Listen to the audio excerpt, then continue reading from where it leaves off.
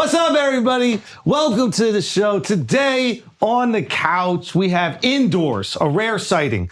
A rare sighting for this species. We have Forrest Galante in the building, wildlife biologist, as he calls himself, explorer extraordinaire. I mean, there's a lot of other things that we're going to label you. Survivor of UC Santa Barbara. That's right. Yes. Isla That's right. Vista. With you, Del apparently. Playa Drive. Yep. There was a year of crossover. Yep. Where we were at school together. You were a youngin' though. I was, just a wee rat. You were probably in the running around. dorms though. In Anacapa. You were Anacapa. Yeah, I you? was Santa Rosa. There you go. Yeah. Boom. Look at that. Yeah. You guys feel real left out right now. Huh? The swastika-shaped dorms. That's Did you ever right, see it? dude. Yeah, it's bad. Dude, It's really bad. All the dorms at UCSB are in the shape of swastikas. Like, No way. Yeah, Yeah. if you get an aerial view, it's a mess. Yeah. Dude, it's crazy. Who designed it? Good question. Oh, we've got an idea or two. I mean, that must have been tough for you. You know what I mean? Yeah, being a Jew at UCSB. Well, I wasn't the only one though, so Yeah, we were sure. okay. Yeah, Yeah, Dub yeah. was Look there. at that. Oh. No, Yeah. that's not No, it. that's It wasn't not that real. crazy. No, that's Stop not it. Stop. Stop, Mark. What did he look up? at you guys. All right, hold on. It doesn't show me the aerial view, dude. No, Anacapa, the dorm I was in, was bad. Anacapa, for Santa sure. Rosa, and then there was one other that they're just, They renamed them recently too. yeah, they had to. Yeah. Goebbels. Yeah, they don't even have the aerial view. Yeah, they know. They know don't know. better. They know. Wiped it from the internet. Good I'll go branding. grab it. Oh, there it is, kind of on the top left. This one? Oh. Yeah, there you go. That's what they That's all it. look like. That's real. I know, they put a little bridge in the middle. Does that they really broke help it up. though? Yeah. Anyway, dude, thank you so much for being here, man. Of course. Really appreciate you. Yeah. Is it weird to be in the city? I love it. It's Really? a whole different animal. I feel way more uncomfortable here. Yeah. Like I've just got a smoothie down the road right here, and Yeah. there was some guy screaming at the curb when I walked through, and Yeah. I was like, "That's something you don't see in the jungle." But do Yeah. you go up to them like a wild animal, like, whoa, whoa? Yeah, I'll pin him down. No, I like coming to the city. I mean, I get to come to New York like once a year or so, Right. and I always enjoy it. I do all the touristy things, go to Times Square. You got to do it. Yeah, You gotta do I it. think it's great, but it's Yeah. very foreign for. You know what's weird is I like when I navigate through any wild environment, it's very observation based. Okay. It's like, oh, that tree looks unusual, and oh, that I'll notice that pile of rocks, and then I can find my way back. Even in a grid like New York that's literally squares, I can't navigate. get lost, It's yeah. too overstimulating. There's Yeah. too much. There's too many billboards and Yeah. signs and noises. Like Yeah. you can't navigate that. There's way. wildlife here you probably don't see in the jungle, right? Like rats. New York City rat tour. You never see a rat like out in the wild. Not often. You only see them here. Yeah, Is that's that for true? sure. I've never seen a rat in the woods. It's hard to find rats outside of city, like urban environments. Why is that? They're just cryptic underground animals, But you get into a city and they're everywhere. They're on every dumpster. That's a great point. Yeah. So Also- you need a subway system for rats? To thrive, I guess. You want to hear another great point? Yes. I was talking to my buddy Ben Uyeda. He goes, do you think termite mounds are natural? Like, are they a part of nature? Yes. And if the answer is yes, then New York City is also part of nature. Why? Because the Because termites built it up. humans just built buildings it's a mound. out of Yeah. nature. So this is basically just nature. Yeah. So you're in just a different jungle right This is an ant colony. Yes. Yeah. Okay, we got to get into your backstory, and I know you may have talked about this on pods before, but it is kind of wild. Sure. That you are studying, extinct species and chasing them around the world, where Yeah. you were almost made extinct, living in Zimbabwe. Like That's you true. were the first version of that, right? In a sense, yeah. So you grew up in Zimbabwe. Yeah. Okay, where? So we lived in Shamva, which is just outside of Harare, the capital city okay. of Zimbabwe. And my family were farmers and safari business owners. Your mom was a guide. Yep, she was Yeah. the first female bush pilot in Southern Africa. So she used to fly people into remote bush and then take them on safari. The joke there, I'm not going to say. Yeah, that probably spent a lot of my time there. respect Out of for your respect. I mom. appreciate I'm that. not Mrs. gonna Galante, talk. come on. Mr. Galante might have been a bush pilot. Hey, okay. First time that one's been cracked That up. was That's it. good. Yeah. Okay, all right. Okay, so and then what the hell is going on with her where she's like, I'm gonna be the tour guide for just groups. I'm running out of the house. I have, how many brothers do you have? I have one little sister. One That's little it. sister. Yeah. And she's like, I'm just gonna go, because when you're a tour guide, you're not going for the day. No, yeah, you're going This for is- weeks at a time. Yeah. Oh, wow. Mm-hmm. Okay. Yeah. I think much like myself, I'm probably where I got it from. My mom just sort of didn't like the traditional mold of jobs and careers and things you could do, and was quite a free spirit, I guess. And she wanted to be a pilot, and then she became a pilot, and then she wanted to be in the bush, so she became PH or a safari guide. And then she would just take people out. And yeah, that's how I grew up. I grew up in little tiny plains and all over Africa and living on our farm. And it was awesome. Yeah. And would you go out with her on some of the expeditions? Yeah. At 14 years old, I guided my first safari, a canoe safari. Yeah. Okay. Wow. At what age? I want to go get into Mugabe trying to like kill your whole family sure, and take your farm. We're going to get there. Shout out Robert. But at what age do you think? What age did you feel comfortable going out in the woods and be like, I'm going to be good no matter what? Well, or the bush or whatever you call it. It's funny because I probably felt that way when I was 7 or 8, but I was not that way until I was much older, if that makes sense. 14? When I was 7 or 8 years old, 10 years old, 12 years old, I'd go to camp with my family. And the second they'd go off on a walk or something or a game drive, I'd sneak out and go and try and catch stuff and find stuff and sneak up behind termite mounds to stare at lions and all these things that I can't necessarily say like nearly got me killed, but there were things that I definitely shouldn't have been doing. No 6-year-old should be running around the bush of Africa by themselves, right?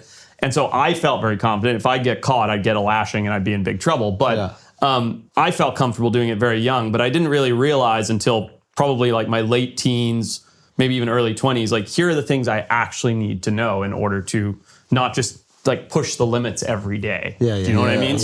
Honestly, probably not until realistically long after I'd left Africa and gone back and learned a bunch more in my 20s was I really comfortable. Wow. Yeah. Did you learn any like Bushman hunting or tracking techniques? Tracking, yeah. So part of being a guide or safari guide is tracking, right? Like you read the sand and you look at the footprints and you look at the poop, the spoor, and you put a picture together. And I've seen like videos of these Bushmen that are like, it almost looks like they're like mystics. Because like they're like looking at like the tiniest little stick and they're like, oh, this means there was a gazelle here. That's right. And it's like, how do you know? And they're like, well, the wind is coming this way, the stick is this way, and so it's pointing at a gazelle. And then they go and there's a gazelle. I think movies do a horrible job of explaining how they do this. Well, it's hard to because it's like watching, Zach Galifianakis read cards in The Hangover. You know when they do that depiction on screen of all the little numbers going through his idiot brain. It's like one of those really because you look at the sand and you see there's 2 impala tracks here.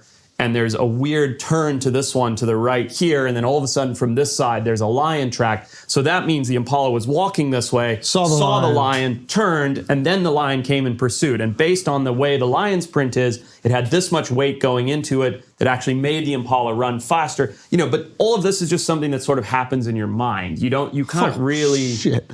And you're not always right either. And anybody who pretends they are is lying to you. And I'm 10% as good as the people that do this every day. But still, like... You paint a picture based on what you're seeing in the sand, That's whoa. Okay, are you looking at like branches on trees that have recently been broken? Are you looking at like feeding areas? A little bit of everything. Because whenever you see it in a movie, it's a guy like picks up some sand and he like looks at the wind and he looks up at the sky. He goes, "Oh, there's the elk" or something like that. Right. But it's not that. There's like guessing and you're wrong and having to recalculate. That's right. Okay. Yeah, you think about the most successful hunters ever have about a 30% success rate, right? African wild dogs, things like that. I mean, there's exceptions like literally dragonflies are the most successful hunters ever. But if you look we're at, including animals in the hunters. Yes. Okay. Hunters. Wow. So if you look at the most successful hunters ever, call it pack of African wild dogs, they have about a 30% success rate of making a kill. So basically 1 in 3 times they make a kill. Oh. Right? So it's like a great baseball player. Sure. You're betting 300. You're like, all right. Yeah. Wow. So if you think of that from a human standpoint, even with our advantage, which is intellect, right, of reading these scenes and putting it all together, we're still not nearly as good of a hunter as a lion. What are our percentages? Well, hard to say with guns and bows and all these things. Take us back. Probably less than 10%. If you think about traditional human beings, like running around the bush or the ice age or whatever you want to call it, trying to make a kill, they go out and hunt every day. They'd maybe come back with a kill once every 10 days. Wow. Right? Whoa. Wasn't our advantage long distance running? In some cultures, yes. And that's, really interestingly, it comes down to the type of prey. Like the Native Americans, the Indian Americans that used to live in North America. What happened? They used to pursue... Nope. Good answer. They pursued deer to the point of exhaustion, which was incredible because they could literally run deer down because deer were not long distance runners. right? They're sprint athletes. Yeah. So if they could track a deer using this various methodology we just discussed for long enough, they could run it to the point of it collapsing from exhaustion. And a human can actually keep up for that many hours. Because whatever their prey was before, or whatever hunted them prior, didn't have the cardiovascular ability that we do. Yeah, they're not endurance athletes, they're Right. sprint athletes. Yeah. Oh, wow. Yeah. Okay. So you tell me what happens when you guys are about to get killed. In what regard? In Zimbabwe. Yeah. Oh, gotcha. Okay. Which time? No, not when you tried to get yourself killed. I mean, so When Robert Mugabe found out So for those that don't know, what happened that there was women flying planes in his it was country. unacceptable. Yeah, he needed to get in that bush. Sorry, Mom. During the ZANU-PF political party regime, which was Robert Mugabe's political party, he was basically slipping from power, right? And so he needed a methodology to retain power because he declared himself president for life.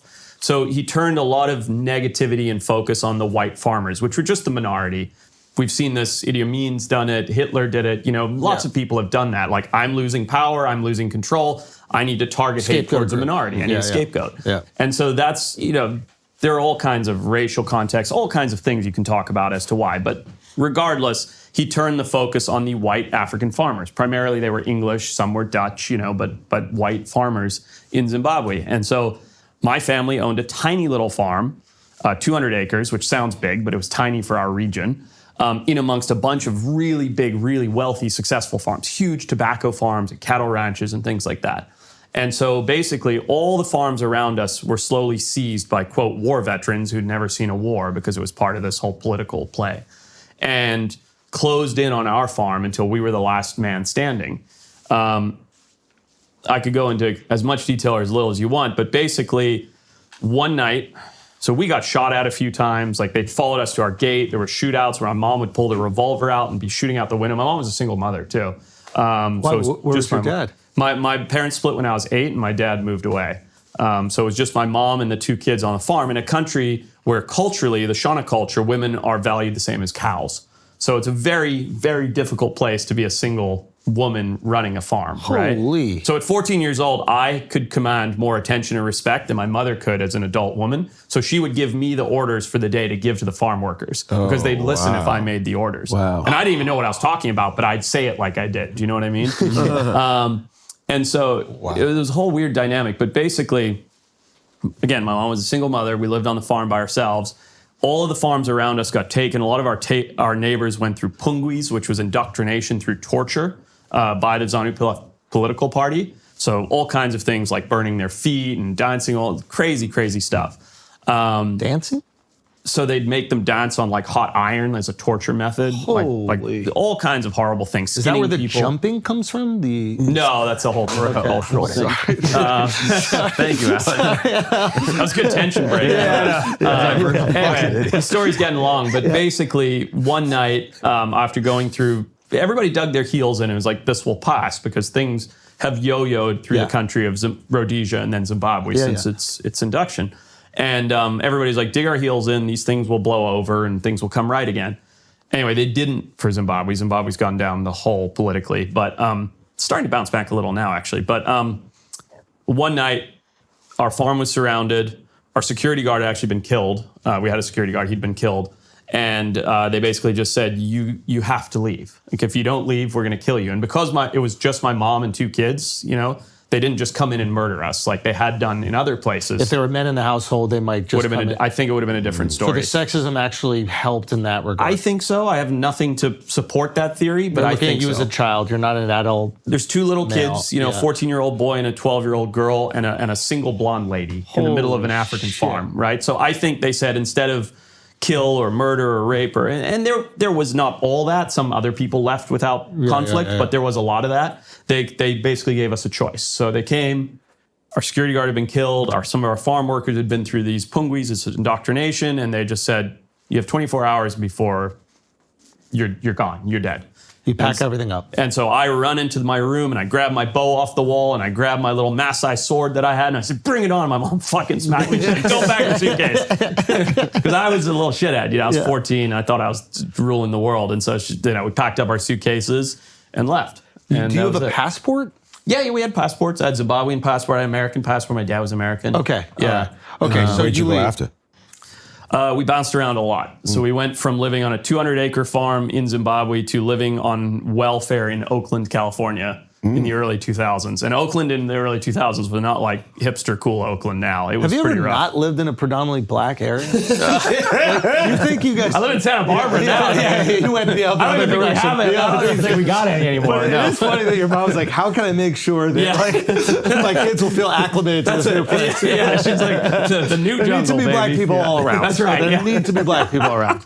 Yeah, they'll be weirded out if they see too many white people. We cannot possibly take them What's so funny? to Connecticut. What's so funny is I got to Oakland, and but a lot of my friends growing up were black, right? Yeah. And I got to Oakland.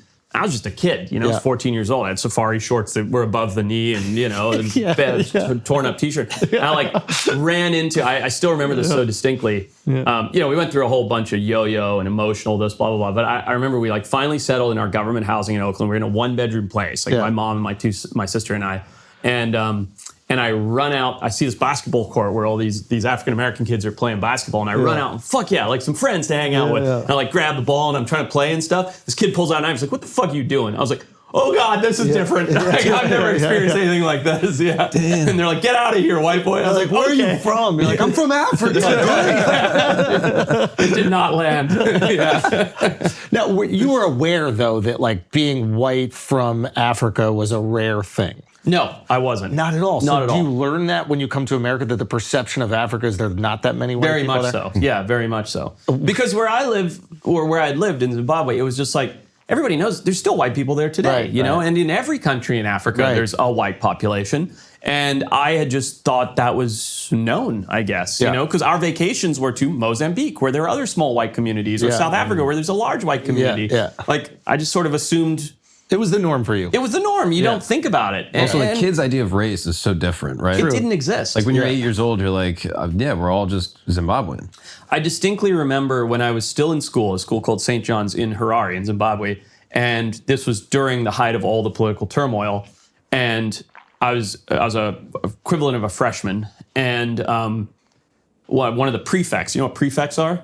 Prefects are like school heads that are boys. They're in Harry Potter. They're like the oldest kids, like the seniors. Sure. That is the best chess player, the best rugby player, the best mathematician. They get called their colors, and they're prefect. They're kind of in charge of the little kids. It's a very antiquated system. But I remember I was the equivalent of a freshman in my new high school. And my best friend since I was 5 years old was Malusi Zwangobani, black guy in case you couldn't tell. And Malusi was my best friend since I was 5 years old. Yeah. And we were sitting together at lunch, and one of the prefects came up. I don't remember who it was, but he just came up and he's like, "You go sit over there, and you go sit over there." And this was during all the conflict. And I was like, "What's happening?" And he's like, "You're not sitting with Malusi anymore." And I was like, "I've sat with Malusi every day since I was 6 years old for lunch." You know what I mean? This is bizarre. And they were trying to, because it was coming from the governor, from the president, they were trying to create, Instill this racial separation. And obviously there's more black people than white people in Zimbabwe. It had never even crossed my mind. It was just one of my best friends, Yeah, and then there was this thing coming from an 18-year-old to a 14-year-old being like, "You guys don't sit together. You guys aren't friends anymore."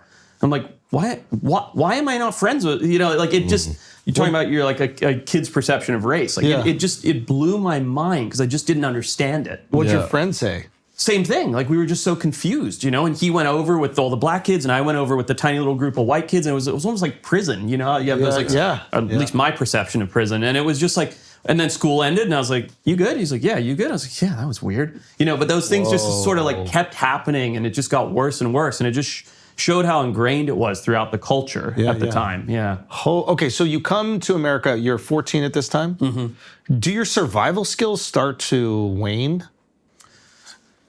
Became a very different sort of survival skill. I mean, like bush survival. I mean, being out in nature. Do you have opportunities to go do that? It's not like you're camping, I imagine. You're trying to survive on welfare in America. So we came to Oakland. And we had all this. Like I said, I was getting in fights in the streets and trying to make friends. And I was just this weird kid in safari shorts who nobody understood. And I had a funny accent. And I ended up getting in trouble a lot. Yeah. A lot. Knife point and problems with older kids and all kinds of things. So my mom realized that there was an issue, And I think it was because of me. So she got us out of Oakland as fast as possible. So we spent about 6 months in Oakland. Yeah. And then we ended up in a tiny little town called Cayucas, California. Okay. Which is its own story, but 2,000 people, surf town in California, tiny little Central Coast town. And I think she did that intentionally because she could see the trajectory things were going in a big city like Oakland. Yeah. And the reason I tell you that is because here I was, a kid who'd always grown up in the bush. You know, it wasn't like Tarzan. Like I still, you know, was a normal kid, but like I had all these passions for wildlife and the outdoors. And then we moved to this tiny little Central Coast town that's surrounded by mountains on one side and ocean on the other. And I would just take off for days and trespass onto farms and up into the mountains and go diving and go up to Big Sur, which you probably know Big Sur, camp up there. And so I just channeled it into a new things. Got it. And the main thing I found then was the ocean, because I'd never had ocean growing up. And all of a sudden I lived on the ocean in California and I was just so into diving and fishing and spearfishing and learning about nudibranchs and sea stars and all these weird ocean animals that I'd never been exposed to. So I just channeled it into a different thing. Yeah. Yeah. So to answer your question, I don't think it went away. I just changed my interests. Yeah, and by going to Cayucas, you could continue to explore this passion. That What does your mom do when she comes over? Like, does she take up new work? Yeah, she was a waitress. Wow. You know, went from running a huge safari business and 200 farm workers to being a waitress. Was that difficult for her? Oh my God. Like that transition, like she's so committed to freedom and doing what she wants and like being on her own accord to now just like serving coffee. Serving drinks. Because, you know, what else? You know, we were refugees, right? Like, what else can you do? Did you know? talk to her about that at all as an adult? You know, Africans are funny. They don't like to talk about it. Like, I'm a hybrid, right? I'm an African American, whatever hybrid. Yeah. If I try to have this, you're laughing at me. Shut up, bro. Which team are you on?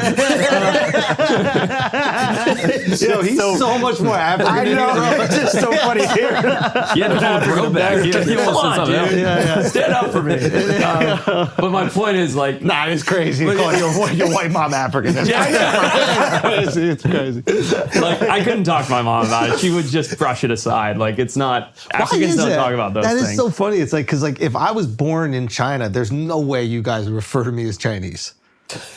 Right? Like, there's no way. Well, I mean, if right? you bust out a little Mandarin. You would think I was being racist until someone told you it was actually Mandarin. Yeah, that's probably true. A little. That's probably true. Yeah.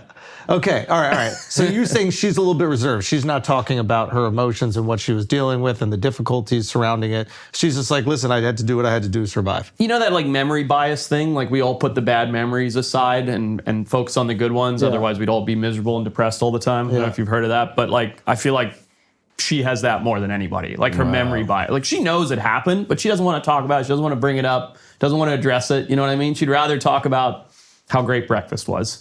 You know? Like, I love that. Yeah. Did you pick up any like Zulu or Xhosa? No, I used to speak relatively fluent. I wouldn't say perfect Shona, which was the native language of where I lived, which was decent, you know, like more than survival Shona. But you realize, because I was just back in Zimbabwe earlier this year, it goes away quickly. Yeah. You know, like I can still understand 25% of it, but I can speak like 2% of it. You know, it just goes away.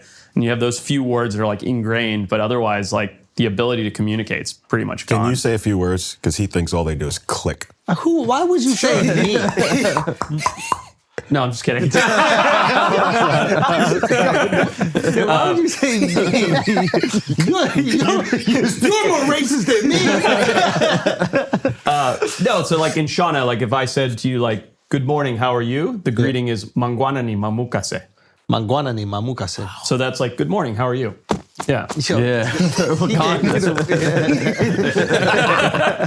Mangwanani Mamukase. mamukase. And then the traditional response would be mamuka ndemukao. So it's like, I'm good, how are you? You know? Mamuka, Ndemukao. mamuka demukao. There you go. See? And you speak Shona just like that. Yeah. Yeah. Stop. Still can't say it.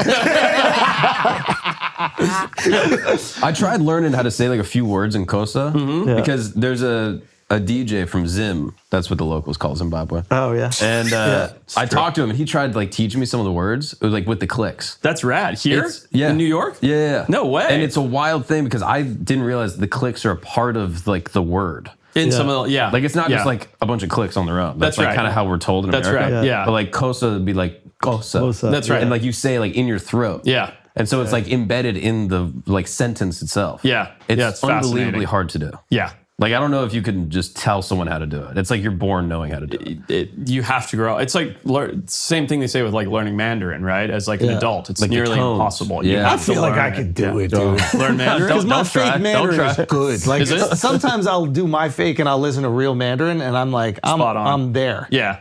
I Like there's that. a guy I follow that just speaks to people in their language, but he fakes it. Oh, nice. He's like, he just walks up to them in the street. Yeah. And he'll just speak fake, And they're whatever just the looking language at is. him like bewildered. No, they're like, they're trying to, like, the reason I know it's close is because they're like trying to sound it out. Yeah. Because he's a white guy, so they're like, oh, he's trying. Yeah. You know?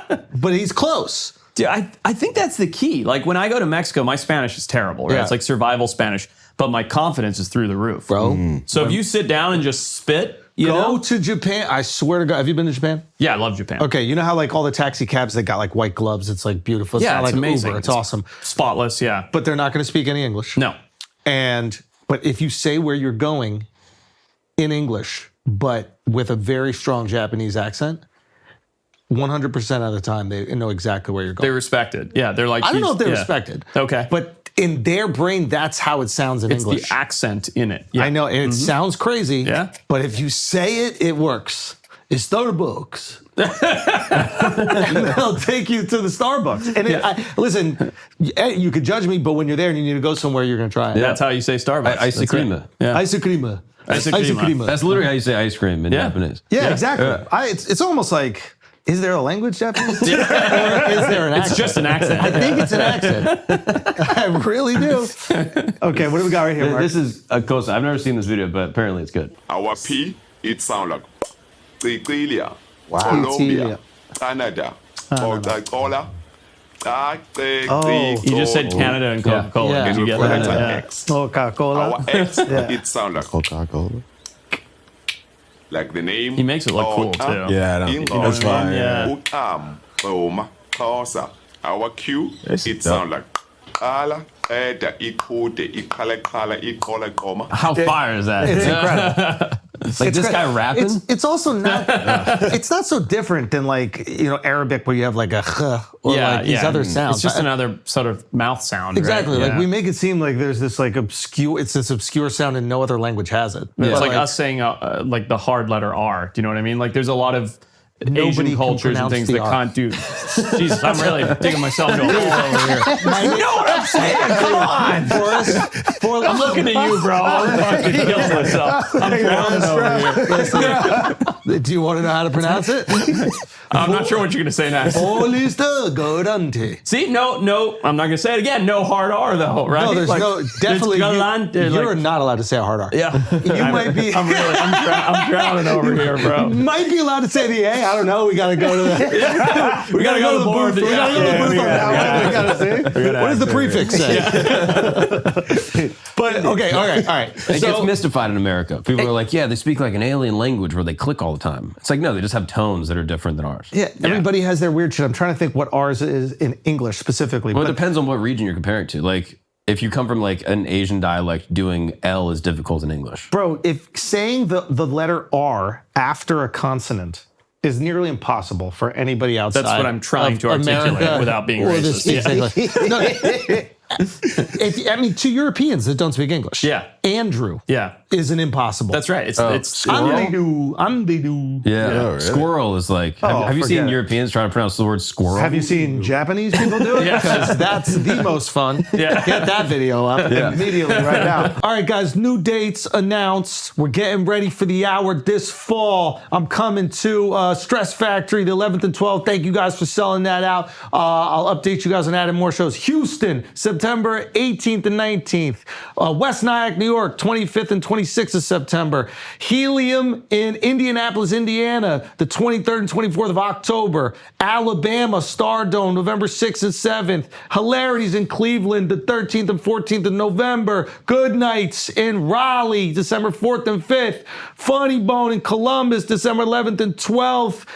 Those are all the shows for the fall while we get this hour together, man. I can't wait to see you guys out there and see the new stuff. TheAndrewSchultz.com for tickets. I'm also doing a bunch of shows. I'm going to be with my good pal Andrew Schultz for many of these dates, as well as some of my own headlining shows. I'll be in Plano, Texas, Chandler, Arizona, Pasadena, San Diego, Detroit, and Salt Lake City all through the fall and winter. If you live in any of those places, go to markgagnonlive.com. You can check out tickets and dates right there. You go on a show that is very popular that we all know, Naked and Afraid. Now, have you already started your career before that, or is this your first like foray into entertainment? No, so I went to UCSB for biology. Yes. And I loved doing biology, and that's all I wanted to do. And I knew nothing about entertainment. I thought Discovery made shows for Discovery Channel. Like, that's how TV works. Like, I just knew nothing about it. Yeah. And then I went on Naked and Afraid, literally because we were super poor, and I was a biologist making $12 an hour. Yeah. And I just wanted a cool vacation. Yeah. And did it. And did really well on the show and all of that, but it was really, there was sort of a light bulb moment for me, which is when I looked at the ratings that the Naked and Afraid show got. This is back when TV was huge still, right? Like cable. And that got 4 million live viewers. Oof. And I looked at like a published paper that I'd worked on with a lead scientist, and that got 400 reads. Yeah. And I looked at the two, and I'm like, all I really want to do is communicate how amazing wildlife is to people, because that's what I love. That's where I grew up in the bush of Africa, tracking, like we were talking about. I love wildlife. That's what I want to communicate. Yeah. Now look at these two things. Here's something that the lead biologist worked on for 2.5 years. I worked on for about a year. Yeah. That got 400 reads by like-minded scientists who already knew the subject matter. Yeah. Here's me jiggling my junk naked in the jungle, got 4 million views. I'm like, I know which one of these two can make a bigger impact. So that was like my light bulb moment. Was after Naked and Afraid, when I was like, now I can get it. Okay, so Naked and Afraid, so for the people who don't know, it was a show where you would basically have to go survive in like some remote area. I think you went to Panama. That's right, yeah. But is that where all the episodes are filmed? No, all over the world. Got it. Yeah. And like, for whatever reason you're naked, it didn't need to be. But, and it's you and a chick. That's right. Right? Yeah. And she's also naked. That's right. Very awkward. Well, I mean, in the morning when you're bricked, what is that like? It's only morning one, I'll tell you that. Why? I don't know, man. Something biological happens out there where you're after morning one, you're like, that's not going to happen anymore. I got other stuff to worry about. But like, okay, do they start getting funky? Like, is it like... I believe some of them have. No, not like there must be. You're in the most primal You're just here setting. To laugh in the back corner. You're not thinking about that? You're not thinking about that? This guy is right out of UC Santa Barbara, okay? It's a wild party. It's a play. Insane. Okay, so he's coming there, all sorts of venereal diseases. This is a fact, yeah. Okay. We went to the same school, by the way. We lived right across from each other randomly. And okay, so you're there, you meet the girl, she's naked immediately. Yeah. And you have to present yourself for TV, but you also have to worry about like warmth and mosquitoes and stuff. Is she kept well, or what? My partner was kept immaculately. Really? She was very attractive. Yeah. Do you have a girlfriend at the time? I did have a girlfriend and at the time. And you had to explain, I'm going to be with this naked chick who's shaved up. Worse than that, it was my girlfriend's idea that I go on the show. I swear to God. She was into that. Who knows what was going on, when I took off. But, damn, and having to be introduced to a stranger just on soft is crazy. Were you on soft, or did you fluff for like a second? And Dude, I wish I had done a little tug. It would have been a little more impressive. But were you fully soft? I was fully soft. I was completely naked. There was nerves going on, which means I was probably about, hung like a raisin. Like, it was, it probably wasn't a good vibe at all. I was overweight because I was like, I'm going to survival. I need to eat more. I got to bulk up. So I was fatter than ever. It was not, hindsight being 2020, I would have trimmed up a little. Maybe just done a little rub to go in, just get a little something going on. Yeah. And not been so fat, like it would have been a little better. But did she start vibing as you started being like her protector and provider? Oh no, she hated me. Really? Oh, she hated me. Yeah. Why? So that's her. She's quite pretty. I shaved, which was a mistake. Beautiful. I was chubby, which was a mistake. It wasn't good, bro. You got to right? Keep the beard. Keep in mind, I was like 30 pounds heavier, dude. Give me a little slack there. Go back to that first one. That's not bad. That was towards the end of the whole thing. Go back to the first one. No, let's not. This one right here. You look like a Pixar villain. I know, dude. It's bad. It's really bad. But she's a piece. She's a beautiful girl. That's what girl. I'm saying, dude. I blew it. And she was pretty. But so I think. Okay. So hold on. So day one, you show up, you're butt naked. Butt naked. Dick and balls out. Do you catch her peeping? Do you catch her like looking down? If anything, she caught me peeping. You were definitely peeping. You had to. You had to do it. I mean, what are you going to do? You got to get it out of the way. You got to get a good look up and down. So you go up and down, get a good look. Get a good look. You hug it out. Did you hug? You have to. Whoa. And you felt them? You felt the nips? Yeah. Come on. I'm just saying what I would say. This is his colleague. This is his work colleague. I know it's his work colleague. I understand, but they're in a survival survival situation, and part of survival is reproduction. That's not a It's a good point. Not usually in 21 days. Though. That's true. Yeah. That's true. But did she throw any rhythm? Like when you came back and you had, like I remember you were shucking clams or whatever. You had an oyster. What was that? When you brought her that aphrodisiac, and I know you were searching for it for that reason. Dude, I was trying. Yeah. I was fishing, but I wasn't catching. No rhythm. She was giving you no rhythm. Nothing, dude. I got no love out there. No, she was like, I think they did this on purpose. The producers of that show are really clever, by the way. They looked at me and were like, here's a chubby white boy who's got like a lot of good skills, and here's like a hot idiot who's got no skills. And they're like, we're gonna put these two together and see what happens. She's gonna hear this and it's not gonna go well. But you know, I think they just were like, we're gonna put these Was two she bad together. at surviving? Terrible. Really? Terrible. So Like you were admittedly carrying at this point. When it got cold, would you guys have to, body heat? Night one, we cuddled all night. Dead serious. We got there like Poking her in the back a little yeah, bit? yeah. For real. I had to roll over in the morning. She's like, are you okay? I was like, yeah, just a little uncomfortable. Had to roll over, go to the other side. Yeah, because night one we got there. It was the producer's fault. They got us on the beach like late, so we only got started at like 4 p.m. Oh. So you don't have time between 4 p.m. and sundown to build everything. Yeah. So we started to build a really crappy little shelter, and it got dark, and then it rained, and it was cold, and we're both lying under a banana leaf shaking. And I forget if it was her or me, but one of us, probably me, was like, hey, we got to just, scoot together and share some body warmth for the first night. And that was the only night we had to like cuddle, basically. Yeah. And it did help. And then I had to roll over in the morning, and that was it. Then we built a proper shelter. The camera guys are just there, like drinking smoothies the whole time? Dude, no, they, I'll tell you a story I've never told on the pod if you want. Yes. I've never told publicly at all. They were not there, so they leave set up cameras overnight, like security cameras, basically, like just GoPros with battery packs and IR cams and stuff like that. But they have a strict rule. I've never told this story publicly to anybody. They have a strict rule that the camera guys cannot have food on them. They can't have smoothies. They can't have anything, right? Because these people are more or less starving. Yeah. It must have been like day 15 or 16 or whatever. And I see the audio guy has got a Cliff Bar in his audio kit on the front. And I just see the corner of the wrapper, the little like blue and black like outline or whatever. And I don't remember his name. Let's say it was John. I walk over and I'm like, hey, John, what's going on, buddy? Boom. And I just grab it. And I start peeling it and eating it. He's like, whoa, give me that back, give me that back, give me that back. I'm like, nope, not going to. And he's like, dude, you're gonna get me fired. I was like, I'm not gonna tell anybody if you don't. And I give him back the wrapper and I smash the whole bar. Wow. You didn't even share it. I scoffed that thing on the spot. Dude, he's a bushman. He can tell when there's audio guys nearby. He can get tracks. It's like there's a Cliff Bar near Okay, us. is it true? I heard a rumor that you found food unbelievably fast. Yeah. And then they kind of made you hide the food. Multiple times. Yeah. Really? Yeah. Okay, can you tell us about that a bit? So the funniest part of that whole thing was, they want you to suffer, right? Because that's good the TV, show, yeah. right? They want you to struggle and have to find food and fight and help each other and all these things. So on like day 4 or 5 or whatever, we were walking through the jungle, and keep in mind, I'm a biologist, so I recognize the botany, the plants and things. And I look and I'm like, wait a minute, that's yucca, which is, it's like a jungle potato, basically. And you can see that in this area of secondary forest, not primary, that had all been, regrown, there's a whole patch, like a almost perfectly square patch of yucca, which is a potato. And so I like stop and take out my machete and start digging and dig up the root, the potato. And then I'm like, holy shit. And I realize this is like a grove of it. And it's like a 5-minute walk from where we're camped. And so I dig up 30 pounds of these potatoes. Like I'm talking like, mountain of potatoes. Wow. Take them back, build a little hammock so they don't like sit in the water next to my camp. And I'm like, we're good. I'm done. 3 Like, we're weeks, good. under 3 chilling. weeks. You could live off that. Eat potatoes, eat some oysters in the morning. Like I got protein, I got carbs, I'm lit. good. And the producer's just pulling their hair out. They're like, this fucking guy, like he doesn't want to fight with anybody. Like he's not being argumentative. He doesn't have to work very hard. He's got 30 pounds of fucking potatoes in his camp. Yeah. And then they come over and they're like, look, we got to take the potatoes away. I'm like, go for it. I'm just going to go get more.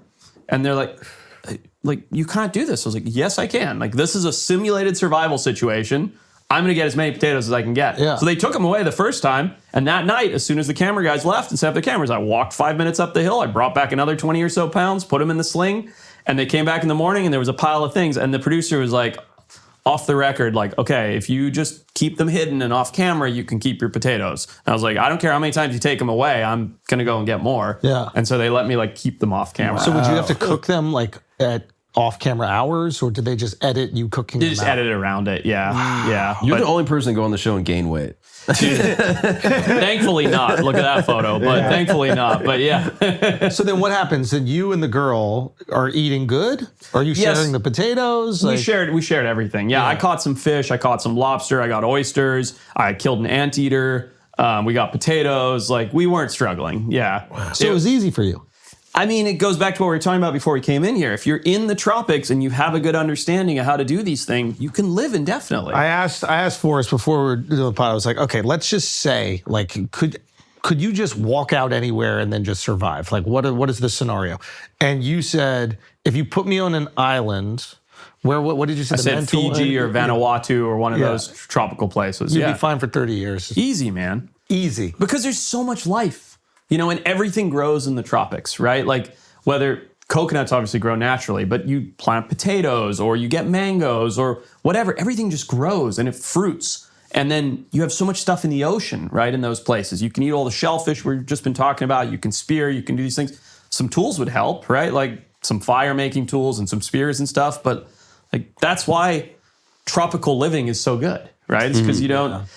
Evolution is a derivative of necessity, right? We change and evolve and develop things when we have to. And if you look at, it's actually really interesting. If you look at the planet and you look at cultures and civilizations, the most advanced ones, meaning the cultures and civilizations that built the biggest cities and had boats and sailing ships and all these things, they're not so extreme in the North Poles that you can't survive, and they're not so comfortable in the equator where it's life's so easy. They're somewhere in between, where it's just life's easy a little bit, but it's hard a lot. The so you Mediterranean. have to build things. Yeah, there's Yeah, one North North Africa. People. Like, Exactly. they can just live out there untouched for Forever. thousands of years and just like be chilling. Exactly, because life's good. They've got Right. everything they need. There's no need for the innovation. That's it. You're not forced to innovate. Whereas you're in England in the wintertime, and you're like, gotta figure we it got to out. get some goats in here. We got to plant some corn. Exactly. whatever. And you've got this short window, right? The summer window of 2, 3, 4 months, whatever it is, to make things happen. And so you use that time to develop and build and grow and store for a long winter ahead. But explain then Egypt. Explain Sudan. Explain these places that had like these immense, technological outbursts. Well, I mean, Thousands of years nobody ago. can explain Egypt, right? That's one of the phenomenal things about it. But I think those things are like Egypt, for example, are less about global expansion, right? They had amazing technologies and incredible architecture and pyramids and things like that within their system. I can't explain. I'm not an anthropologist, but they built these things because they had the resources to build them locally. And we're now learning that there were civilizations in the Amazon similar to that, right? Yeah.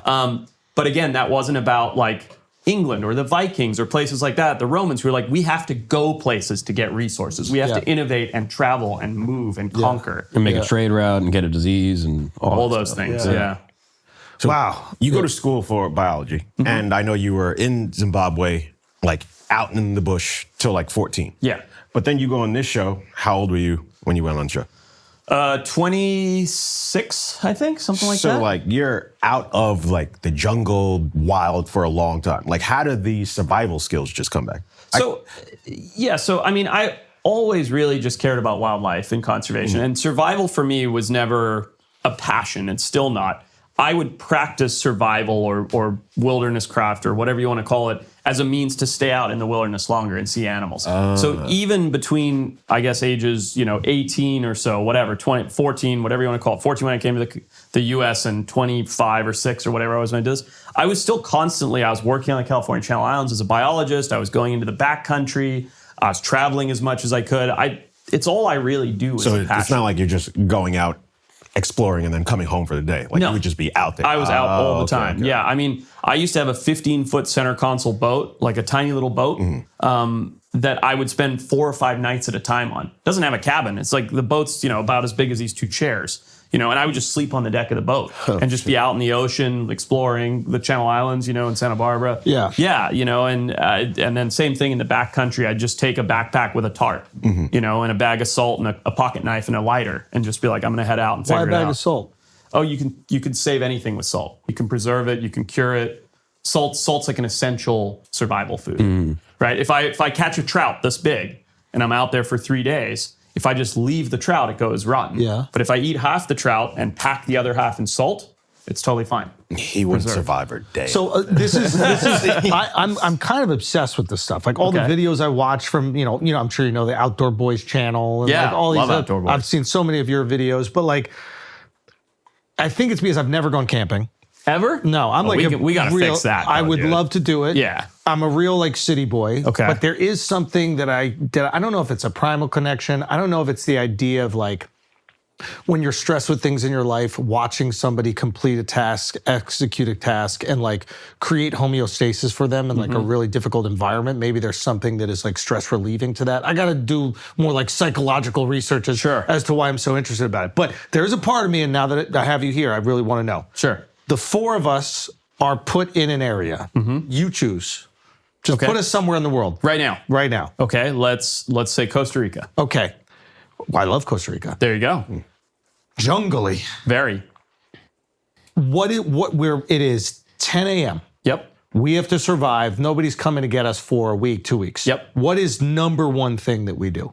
Drinkable water, potable water. How are we finding it? So luckily in Costa Rica, high rainfall almost everywhere. Always, yeah. Right. So what I would do, you don't want to drink the groundwater anywhere in the jungle, period, because of pathogens and bacteria, parasites. Groundwater could be rivers as well. Streams and water and rivers and things like touch that. Yeah. So you can either purify that or you can collect rainwater, which you know is safe. So you got two options. So let's say it's not raining. Hedge our bets, you do both, right? So you cut some bamboo and you make some cups and things to catch rain just in case. Okay. The second thing we do is figure out how are we making or starting a fire. And yes, you can rub sticks together. I don't like doing that. I just bring a lighter, right? I don't like survival for the sake of it. I just like doing it. So I would create a fire, and whether we had pots, believe it or not, you can boil water in a plastic cup. There are many ways you can purify water, but your safest way to do it is to boil it. Okay. So figure out how to boil water. That can be in rocks. That can be in leaves, believe it or not. That can be in a plastic. There's a million ways to do it. So you get your water, you purify your water. Once you know you have a sustainable method of safe drinking water, everything else is secondary. Interesting, because whenever you see these shows, the first thing they do is shelter. Shelter, yeah. But I'm watching a lot of like cold weather shows. That's exposure related. That makes more sense. Yep. When you don't have to worry about the elements as much in terms of freezing to death, Right. water is crucial. That's number one. Also because in those cold environments, There's snow everywhere. There's water. There's water everywhere. You're fucking right. Great point. Okay, Yeah. so we get some water. We have this mechanism for maintaining water. Yep. Okay. Next is shelter. that's right. Yeah, And- next would be exposure. What are we building? Well, in the jungle, that's what I was talking about, boiling with a leaf. See that? It's really cool. Next thing would be your shelter. In a place like Costa Rica, you can get large leaves like banana leaves or those elephant ears, those big ficus plants that kind of look like these. And so you'd use those to create a shelter. So you'd cut down sticks. Luckily in jungles, the wood is soft generally, right? So you can very easily cut down, like even in that What if we picture. didn't have anything to cut? Yeah, you can make stone tools. stones. You can break it. It doesn't have to be. That's the other thing too, is like you see like something like that, right? That's beautiful. That looks amazing. Doesn't have to be like that. Right.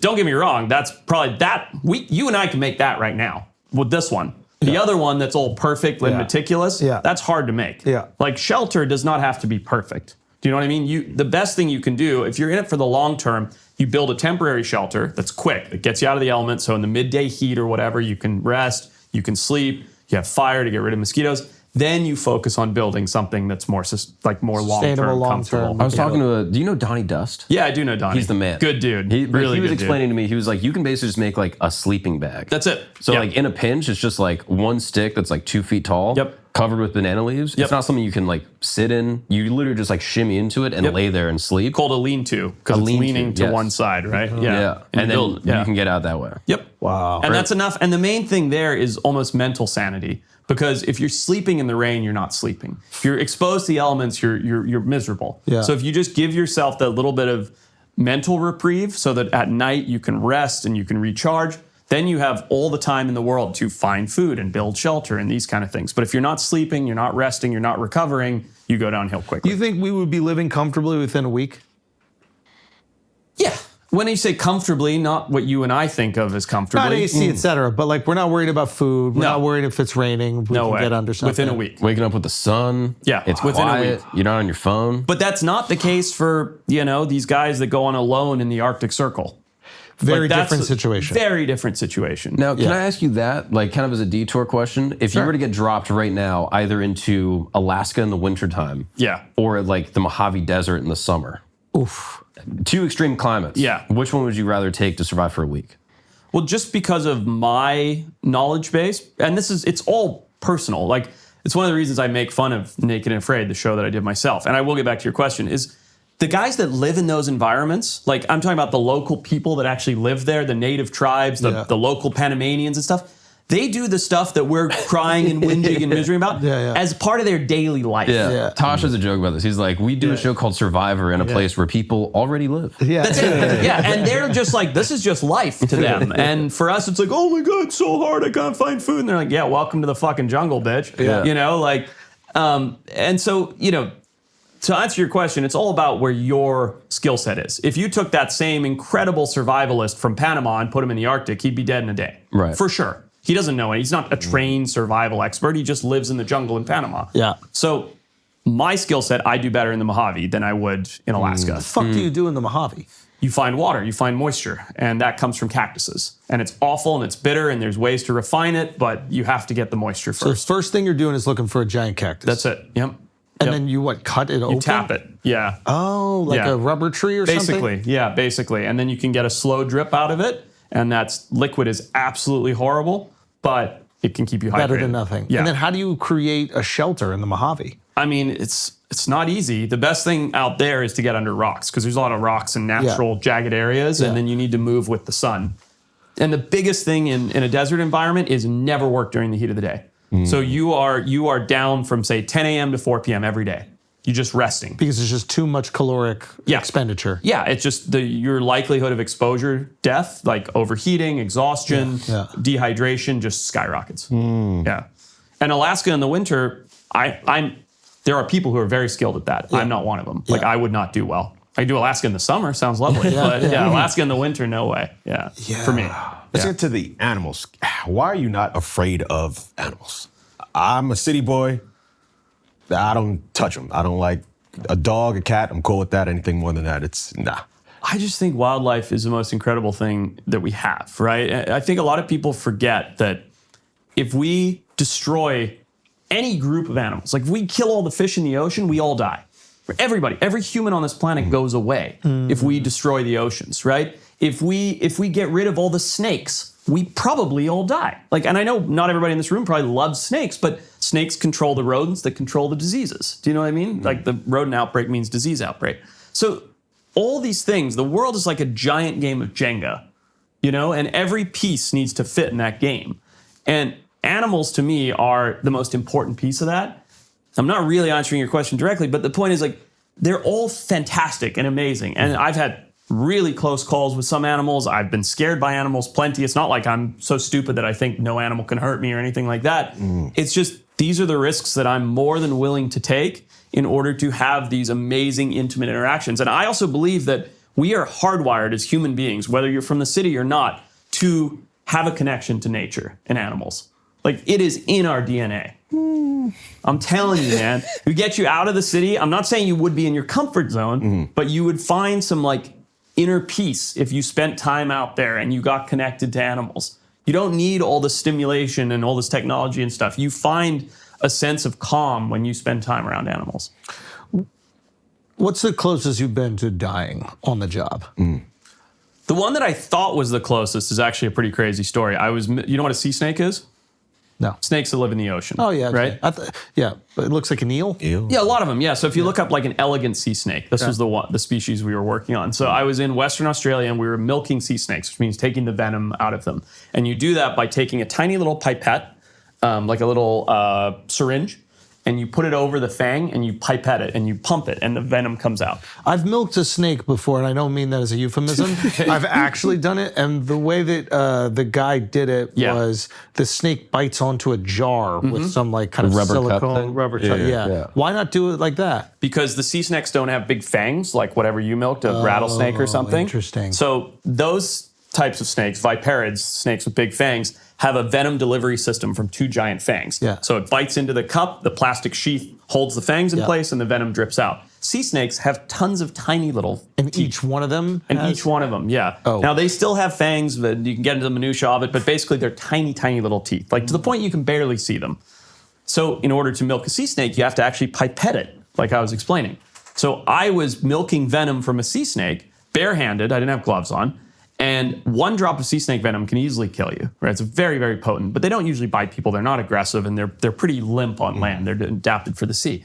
And so the time I thought I was the closest to death was I was milking a sea snake, and I noticed that I had pushed the pipette the wrong way a little bit, and the venom was running down over my fingers, right? And I was like, ah, shit. And I adjusted, and I kept pipetting and got all the venom, put it in the vials and all of that. And then I was arguing with my cameraman because I was doing this for a Discovery Channel show.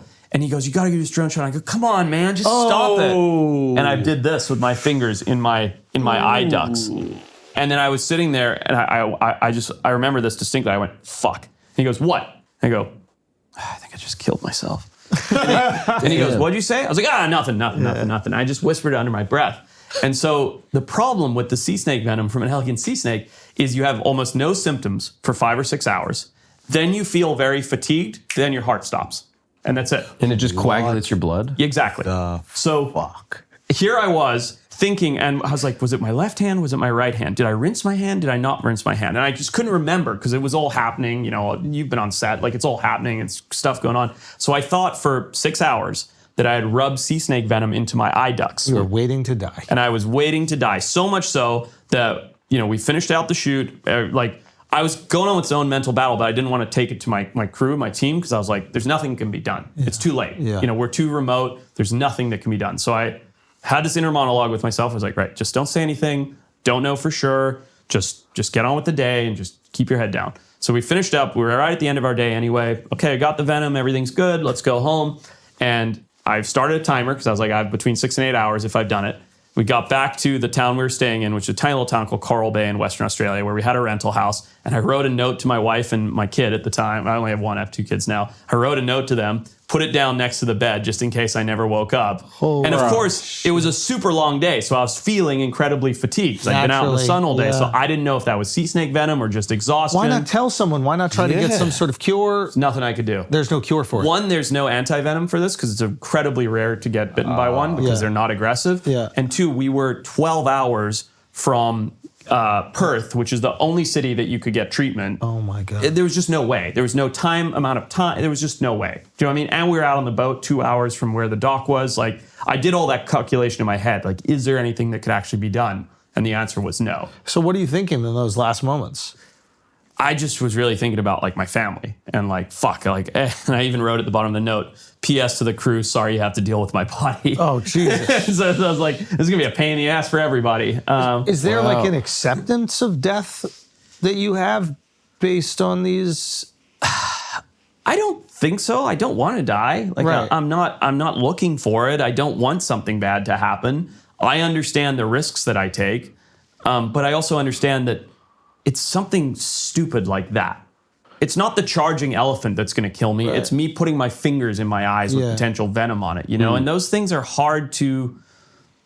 People that die from wildlife, and it does happen, like, you know, influencers that get bitten or you know, Steve Irwin's or whatever, it's usually from complacency. It's because you get so comfortable with the venomous snake or the tigers in the Siegfried and Roy case or whatever it happens to be that you become complacent around them. I try and remind myself of that all the time. Don't become complacent. And then it's the small mistakes like rubbing your fingers in your eyes. So I wasn't like, I've accepted this, I'm going to die. I was like, fuck, I really, really hope this doesn't happen. And this is a contingency. Like, here's a letter, and like, I don't want to make a big deal out of this. How do you feel when you wake up and you look at the letter? So good. So here's what's so stupid. I was so dramatic. I was like a movie in my own mind. I went to bed like this. Like the Undertaker. Yeah. And I woke up on my side with my hair a mess. So I was like, I was just being so dramatic, you know? And then I looked and I was like, woohoo! woo, I'm good. Crumpled up the letter, chucked it in the trash. I was like, let's get on with our day. Oh, you got to frame that letter. Yeah, you got to keep that. I should have. You're right. I should have. I was so happy that it didn't kick in. Tell your team the next day. Like, I told them what all you the were next going day. through. Yeah. Jesus. But I intentionally went to bed early because I didn't want to be awake if the process happened. Oh. But yeah. And anyway, nothing happened. What was So- the purpose of working with that snake? Like, So- why milk the venom? At that point in time, there was mysterious strandings of tiger sharks on the beaches in that part of the world. And I had a hypothesis that the reason that the tiger sharks were dying was because they were trying to eat sea snakes. Oh. And sea snakes can't bite a tiger shark because their skin's too thick. Okay. But my hypothesis was that They were the soft digesting. tissue in the mouth. Yeah. And so the only way we could test that was to get sea snake venom and get tiger shark tissue and run tests. So I went to collect the sea snake venom. Yeah. And what did you... We found out that tiger sharks are fully susceptible to venom. They do not have an immunity. Some fish do. Some fish actually do have an immunity to snake venom. Some mammals have immunity to cobra venom, blah, blah, blah. Tiger sharks do not. It kills the tissue in the cells just the same as any other fish. Wow. So it may be why those tiger sharks, which they had plenty of autopsies on, but they could never find any harm. Yeah. I think that's what was happening. Have you seen what snake venom does to blood? Yeah. Like this video, I saw it years ago, but it's like literally just a jar of blood, and then they drop like some snake venom into it, Play. and it coagulates. Like it's just a regular little cup of blood. Turns into jello. Turns into Joe. Yeah. Within like a couple of minutes. Yeah, it's bad. God. And there are multiple types of snake venom. Wow. Yeah. Isn't that gross? How the sound effects they've added. Yeah. And that's just happening in your veins. In your body, yeah. And that's, there's hemotoxic, cytotoxic, and neurotoxic venom. And then various snakes have various cocktails of those three. So, some will rot tissue at the site, some will shut down your organs, some will do this to your blood. It's crazy. Snakes are terrifying. The sucking the venom out thing that you see in movies where Yeah. like you got bitten and somebody like sucks it out. Is that Not true at all. So Yeah. complete waste? Complete waste, yeah. Got it. Because, your blood pumps around your body. What, you sucked it for no reason? Yeah, dude. My boy was like, yo, my balls got bit by this snake. I got to save you, dude. Damn. Okay, so that's complete bullshit. It is, yeah. Apparently, it's like the #1 nightmare around the world. Is a Is snake snakes. bite. Yeah, like there's like interesting. dream studies like across cultures, and like in America it's like your teeth falling out. Yeah. And then like through all of Asia and Africa it's just snakes. Well, it makes sense. I mean, in India, there's 60,000 snake bite deaths a year. Yeah. That's a huge number. 60,000? That's, I mean, And so you're not worried about that when you're sleeping outside, even though you have shelter. A snake can easily come in while you're sleeping, just like But they that doesn't don't. cross your mind. they don't. You know what I mean? Like, the snakes aren't coming into your tent. They don't want anything to do with you. They bite 60,000 people, so they clearly do Yeah, sometimes. because they're doing a flute on the street with them. It's like they're That is in harassing them, some making cases. them dance for no reason. in No, but don't India- they defang them? For those, for those snake shows and things. But a lot of those snake bites are usually, collecting wood or working in tea farms or stuff like that. These things do happen, Could I stand on a snake and it bite me? Absolutely. That's what I think would be most likely. You That's more accidentally scary. take a step, you stand on it, and then they reactively try to bite you because And they're it's- not going to hunt. That's right? it. It's defensive. Yeah. It's not aggressive. Yeah. Have you seen any of the what is it, anacondas in the Everglades?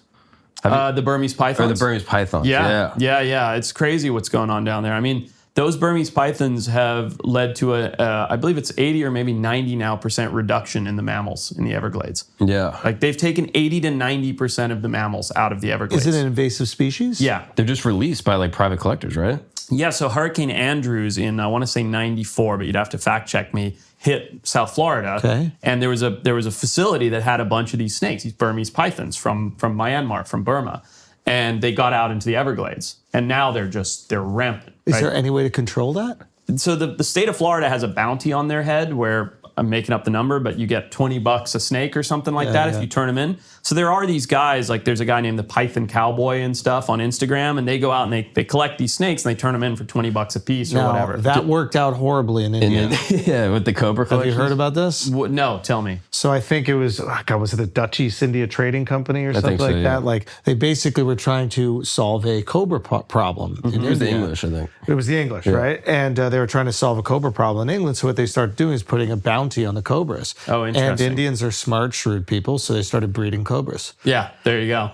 There you go. So it is this weird thing where it's like, okay, we can make 120, whatever it is, per snake. Yeah. well, why don't we just start a farm of snakes? Just start hand 'em farming. over And then to they the game? stopped the bounty system. Then all these farms were like, well, now what we do got do Now with what? snakes? Yeah, and then they probably just released all their snakes. And they like even made the more snake snakes. problem way worse. There you go. That's people for you.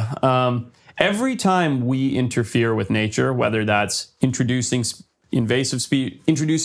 to control other species, trying to eradicate something, we throw the thing off balance. Yeah. We've never once been like, okay, let's add this animal or remove this animal, and it hasn't had a big trickle down effect. But I've heard some good things about like introducing beavers to certain areas, and they've like revitalized river systems. And 100%, because that's not an introduction, that's a rewilding. Oh, that's right. That's right. It's like the beavers weren't there because they had been like Expatriated. Is that hunted the term out. they use? Yeah, basically Yeah. hunted out, and then they reintroduced them, and then they like, it's not just the river; it's also the plains. Everything. It's like this. There's an amazing video I saw. I'm not doing a good job describing. Maybe you could do better. It's so cool because, like, if you think of a beaver, what a beaver does, right? It makes dams. And if you go to, say, the Dakotas, right, South Dakota, and you see this creek, and you look at the creek, and from the outside perspective looking in, you're like, okay, look at this. We've got mountains on either side, this beautiful grassy valley, and this little creek going down the middle. It's perfect. It looks amazing. But then you add a beaver into the equation. The beaver comes along and he builds a dam in that creek. Now all of a sudden that grassy plain that you're looking at is flooded with water. So now you've got a whole wetland. Within a wetland, you get baby frogs, which lead to baby snakes, which lead to more birds, which leads to blank, to blank, to blank, to blank. So you build a whole ecosystem. And a beaver is what we call an ecosystem engineer, or a keystone species. And so by adding a beaver into that, it affects the entire environment, including all of the animals that live in it, and brings those numbers up. Without it, to the naked eye, you go, it's perfect here. But you realize it's actually not perfect. The system that you're looking at is broken. Based on that animal. That's in right. a lot of ways. Yeah. So what happens when they were hunting these beavers? Because what they were making like they were using their skin, right? Yeah, fur. Yeah, and this was like popular in Canada, North America, All over. all over. Because beaver fur is the highest fur density. Because so beaver skin never gets wet because their fur is so dense. Oh wow! That you can put it underwater and the water doesn't penetrate through the hairs. Wow. So I mean, it's that's one of the. incredibly valuable. You think about it, at the time before raincoats, you're like, That's I need right. that. I need a beaver skin coat. Oh, interesting. Okay, so they start. What'd you say? Expatriating them. Yep. Expatriating. Yeah. Okay. And then what happens to these different areas at that time? We're talking about this like 1600s. This is happening. So what 1700s. ends up happening is at first nothing. Because you're like, everything's still the same because beavers build dams. Yeah. Those dams last for a year or 5 years or 10 years or 15 years. Oh, interesting. But then slowly the dams begin to break down. And as the dams break down, all that water recedes. As that water recedes, an area that was a wetland now becomes dry. All the things that use that for seasonal reproduction die off. So it's like a slow burn. And now you don't know what the catalyst was because it was 15 years ago. Exactly. And who came up with this idea to reintroduce them? That's brilliant. I don't know, but do you know how they first did it? How? Parachutes. You gotta look this up. Parachuting beavers. No fucking way. You think I'm joking, No and I am fucking not. way. And why would they use parachutes? Why not just like simply place them in there? Because a lot of the systems they'd hunted them out were very remote. So in order to put a lot of beavers back into the environment quickly, they put parachutes on beavers, I'm not joking, in these little boxes and dropped them out of airplanes all throughout the area. This is not a gag. This is the real deal. Dude, biology used to be wild. I wish I'd been a biologist 40 years ago. I'd be like, because I'd be like, you know what we're going to do this week? We're going to parachute some beavers. Yeah. And nobody would have looked at you funny. They would have been like, let's do it. Let's build some parachutes for some beavers. 1948, Ohio Department of Fish and Game programmed to relocate beavers from northwest Idaho to the Chamberlain Basin in central Idaho. Yep. 76 beavers just by paratrooping. By paratrooping. Wow. Isn't that cool?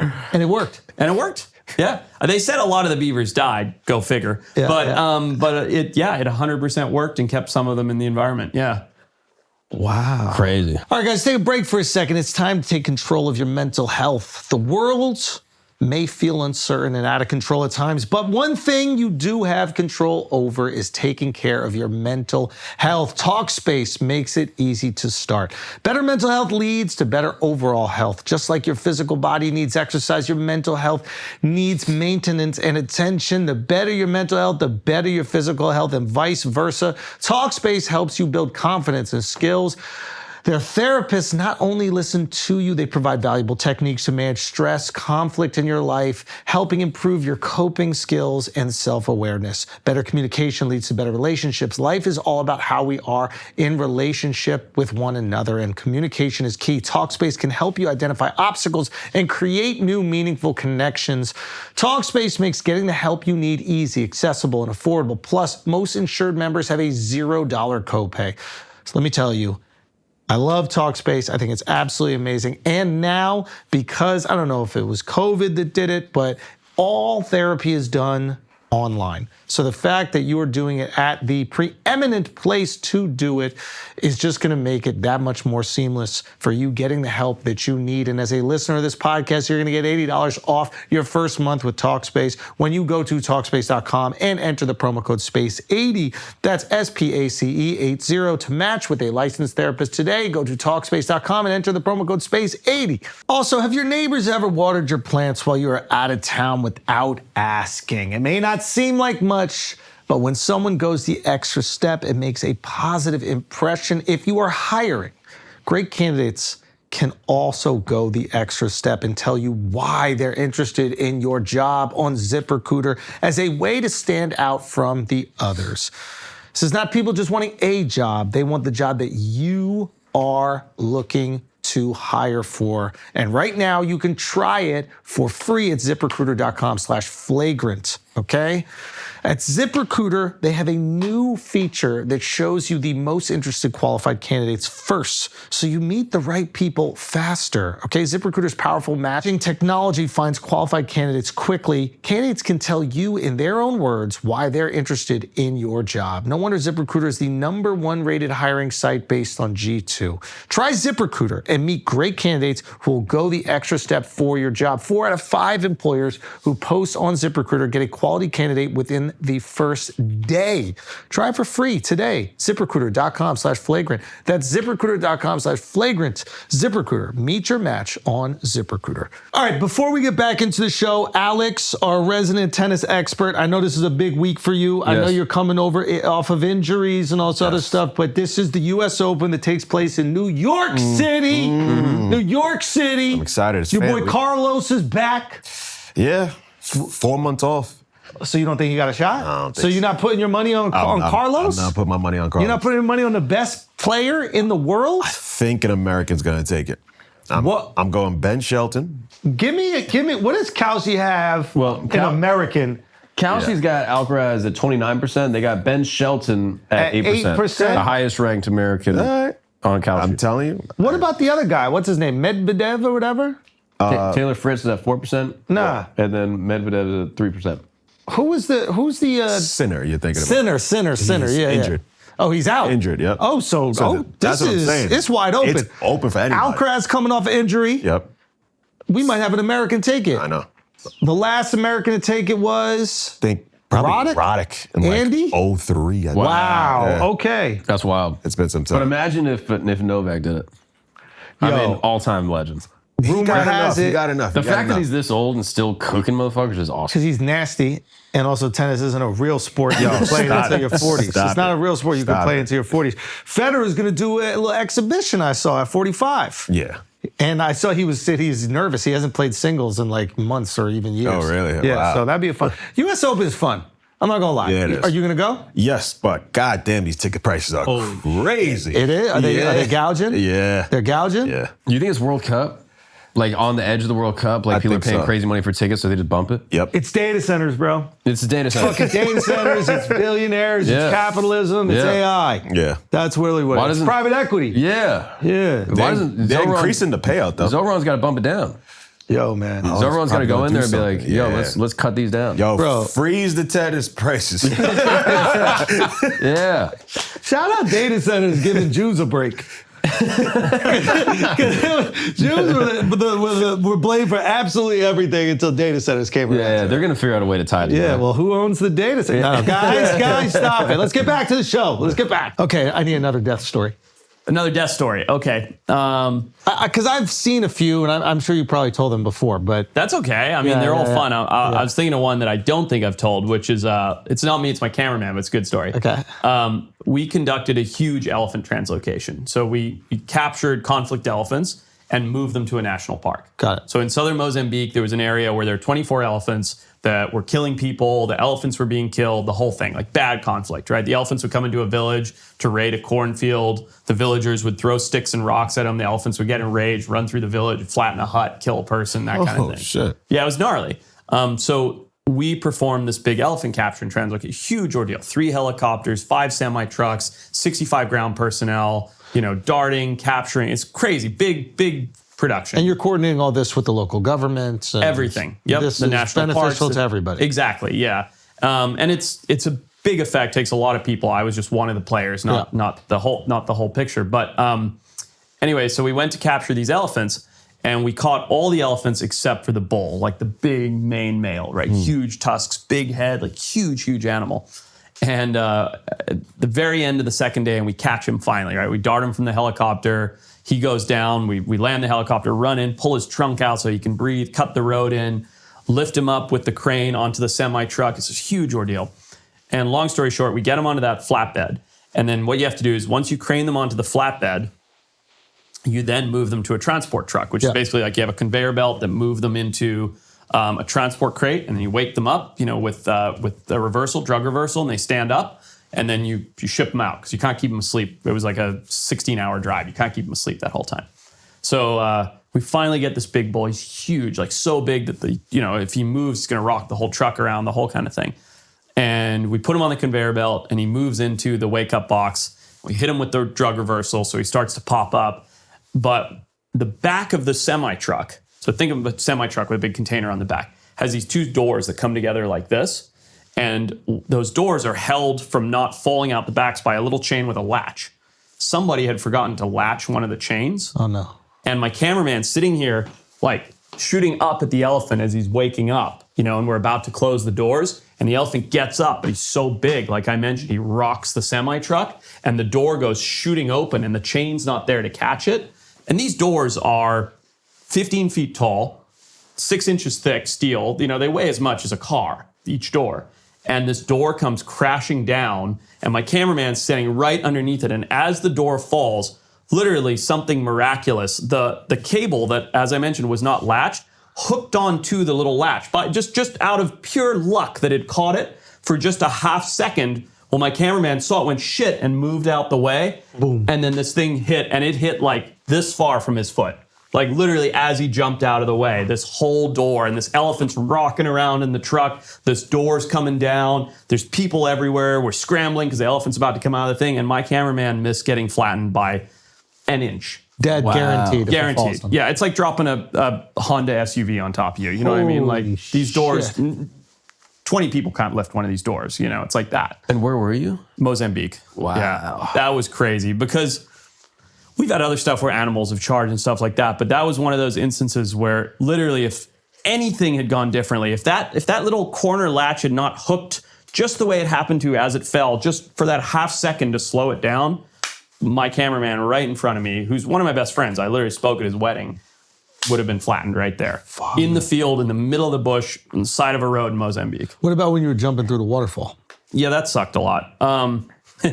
That was, we were in Thailand and I was showing off for a bunch of girls. And so I decided to climb up inside of a waterfall and jump through like a veil curtain of water instead of jump off the top of it.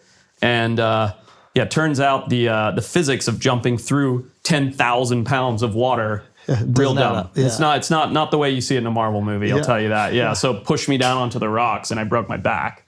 Oh, shit. I landed right here on my spine. I went paralyzed from the neck down. And I was like this. Concussed? No, I wasn't concussed. I broke a little piece of my spine. Yeah. Right here, right below my, I forget the T number, the vertebrae. Yeah.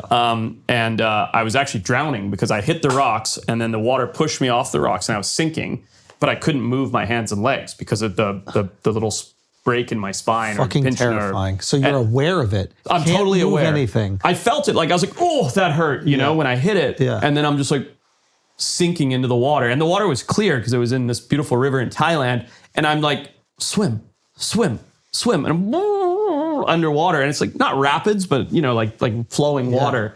And all of a sudden, I saw my girlfriend's hand, who's my wife now, her hand come down and grab me, and she pulled me out because she saw the whole thing happen and then never saw me surface. But the water was clear, so she could see me. So she pulled me out. Leash. And I was, at that point in time, I was ready to die because I was like, I'm paralyzed from the neck down. It's over. And they built a stretcher out of bamboo because we were in the jungle, carried me out. There was somebody at a sat phone, I think, because they had a pickup truck waiting for me, and they put me in the bed of the pickup truck, and it was a 3 or 4 hour drive, I forget. And somewhere along the drive, I started to be able to wiggle a toe again. And I was like, it was like a sigh of relief, but still panic, but like I wasn't completely paralyzed. It had just pinched a nerve or something like that and shut everything down. And it took a few days for everything to come back. Yeah. Wow. Fuck. But that feeling of like Slowly slipping into the water with no ability. I couldn't move. And I'm telling you, it's the weirdest thing because like I can swim, you know? And I'm like, swim. Yeah. Like swim. And my body's just like completely non-responsive. Yeah.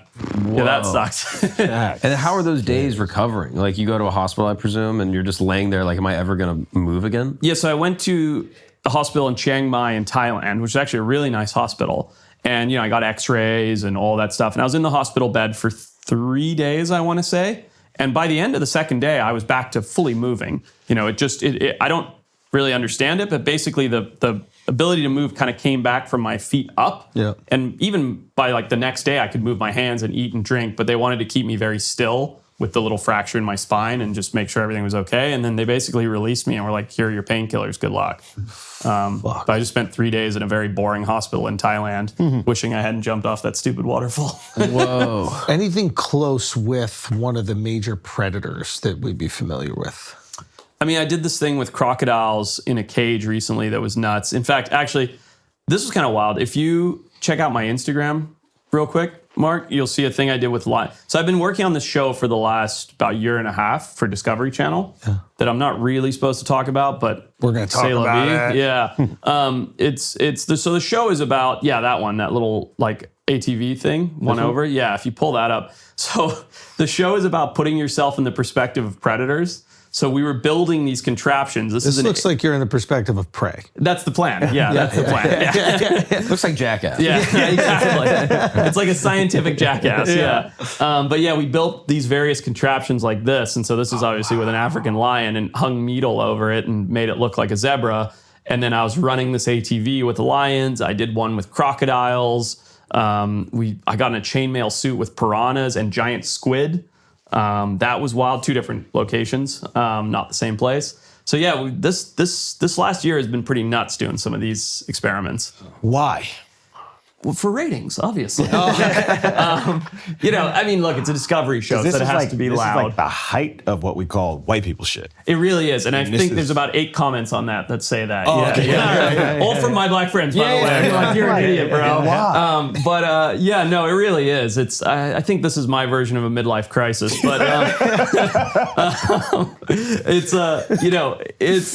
it is a Discovery show, so it has to be loud and get attention and all those things. But the idea is human beings that are usually in the perspective of prey don't get to survive. And it's not just about being a human being. It's about what would it be like to be the zebra in the Serengeti? What would it be like to be, a wildebeest getting attacked by crocodiles? So we try to build all these contraptions, which on paper, when we put the show together, was like, this will be sick. This will be awesome. And then when you're sitting there in the ATV with the lion trying to eat you, you're like, this was not a good idea.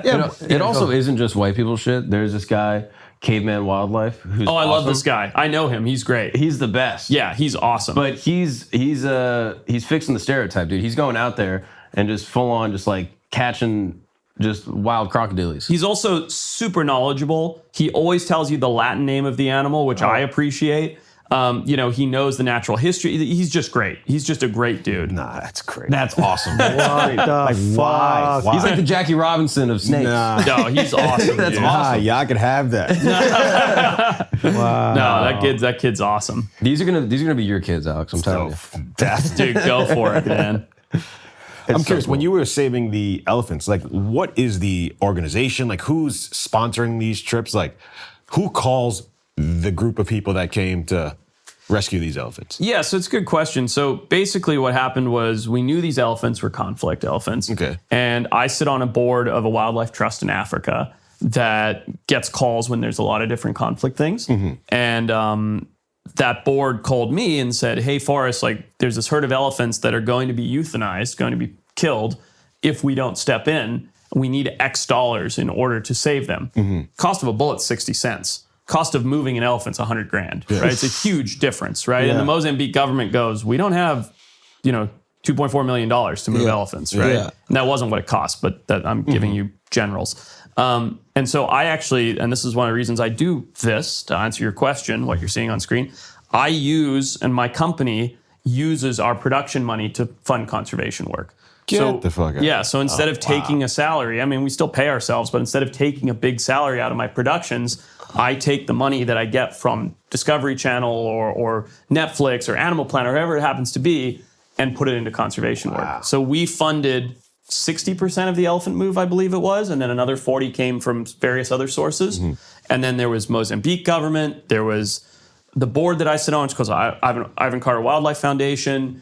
There's about 10 other organizations that all came together to put this work together. That's great. Yeah. Did great work, man. Oh, thanks. That's awesome. And I love it. And that's the point of doing this stuff, right? It's not just for me to get a thrill, which I do, but to fund conservation work and bring awareness to the animals and talk about elephant conservation and talk about lions. And, even when you watch these shows, you go, oh my God, Forrest is doing jackass stuff with animals.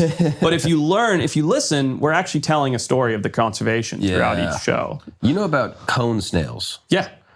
These are the most terrifying things to me because predators, like we're talking about, are scary because they look scary. Yeah. But you also know to stay away from like a bull shark. That's right. Like, this is the most terrifying thing ever. That's right. Cone snails Very nondescript. are so scary to me because they don't look like it looks like a shell that'll kill you in a couple seconds. Yeah. So what other animals, and you can even pull this up? talk I've about never cone snails seen for a little, but what other animals are unassuming that you, like an average person, be like, oh, this is cool, that could kill you in a day? Great question. It is a good question. I mean, so cone snails are a good example, which they've got a little venomous barb that they use for defense that they can put venom into you and kill you very quickly. There's probably the blue-ringed octopus you've probably heard of. Tiny little octopus, beautiful. If you look it up, got little blue spots on it. One bite, you're dead in 10 minutes, I want to say. I mean, don't quote me on that, but I'd almost rather not know about these. That's what I'm saying. Like, ignorance is bliss, because now I'm going to be looking for an octopus anytime I go. Luckily, that little thing can kill you in a few minutes. But where does that live? Only in Australia. So as long as you're Everything not in picking up, Australia, bro. they develop venom there. So as long as you're not picking up tiny little blue spotted octopus in Australia, you're good. Wait, why do they develop venom there? Something about Australia as a continent doesn't have a lot of big predators. There's no tigers, there's no lions, so instead they're all at biological warfare with each other. So that's why their snakes are more venomous. Their octopus are more venomous. Their jellyfish are more venomous. Instead of having standard defense mechanisms like we think of, like I'm faster and you're stronger, they have biological warfare. Wow, so instead of a big bad guy that they all have to worry about, they have to worry about each other. That's right. So they have to, that's Yeah. interesting. Yeah, and then the geography makes it weird in Australia too, because that's why there's so many marsupials, right? Yeah. And like why kangaroos exist there and only there. Yeah, so there's this amazing thing called the Wallace Line. I was going to ask you about that. There you go. go. Yeah, we have a YouTube video coming out on it either this week or next week on my YouTube channel, by the way, because I find this so fascinating. So the Wallace Line is this invisible line that nobody understands. Get the map up with the Wallace Line. Yeah. And so it's this invisible line that we sort of understand it, but you don't really understand because in some places, two islands are only 6 or 10 or 12 miles apart, and yet there's this line. And animals have never crossed this line in the sense of, if you're looking at this map, on the left side where you see Southeast Asia and Borneo and Sumatra, you have all the animals that we think of as animals. And when I say that, I mean we have tigers and we have bears and we have deer and we have all these normal things. And on the right side of the line, where you see New Guinea and the Sundar Islands and Timor, you have all these marsupials and there's no tigers and there's no canines and there's no cats and there are birds that exist on that left side of the line where you see Java by Lesser Timor and that don't exist 6 miles away on the other side.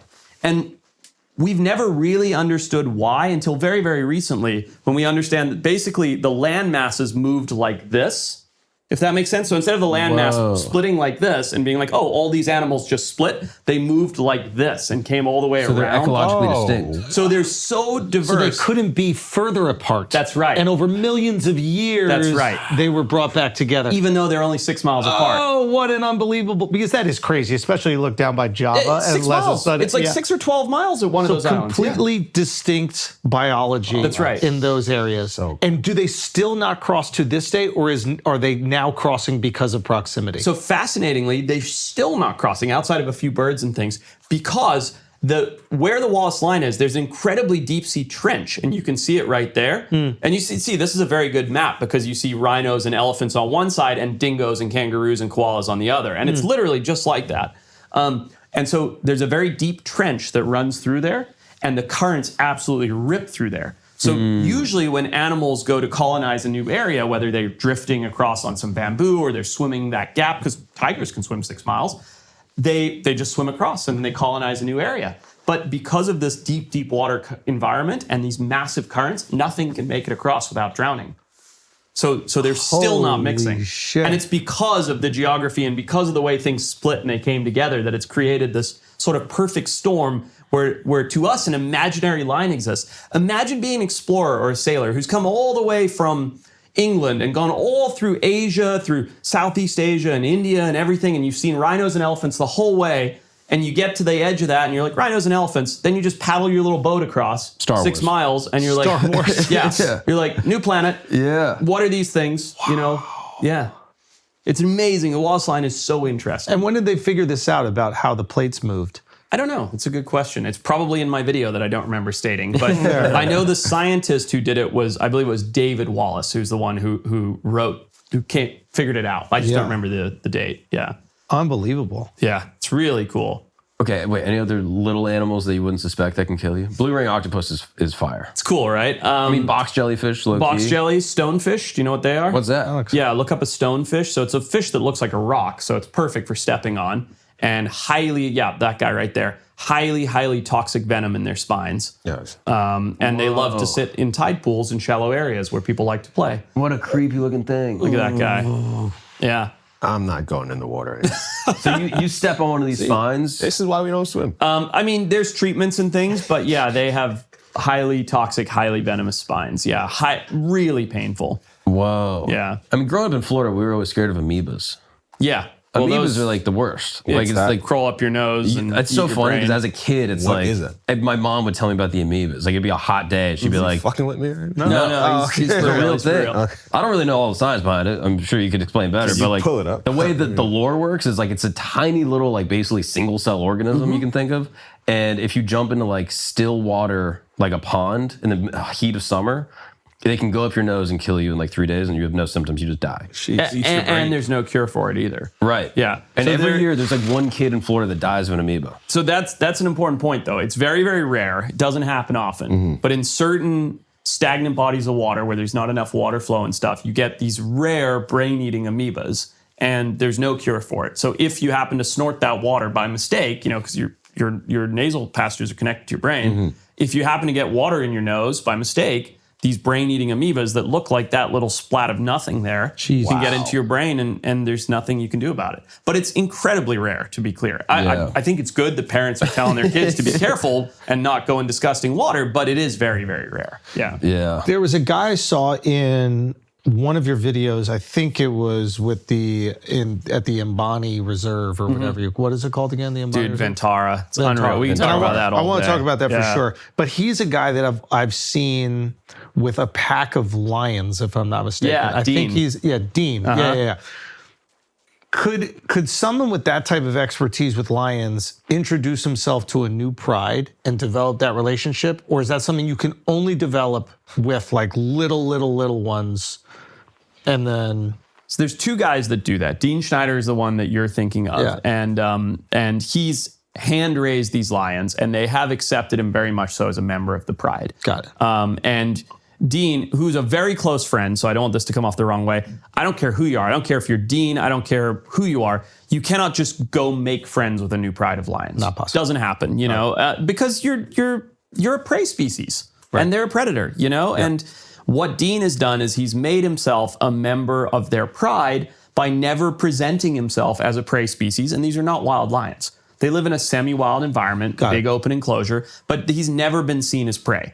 He's the guy who brings them food, but he's not on the menu item. But he is distinct. Like their relationship with him is distinct from other humans. 100%. If I tried to walk in there, they'd kill me in 2 seconds. So they become wild lions once you're there. Yes, absolutely. So regardless of the environment they're in, they still see you as prey, but they don't see 100%. him as prey. That's right. And what is that? Is that smell? Is that visual familiarity? Is that...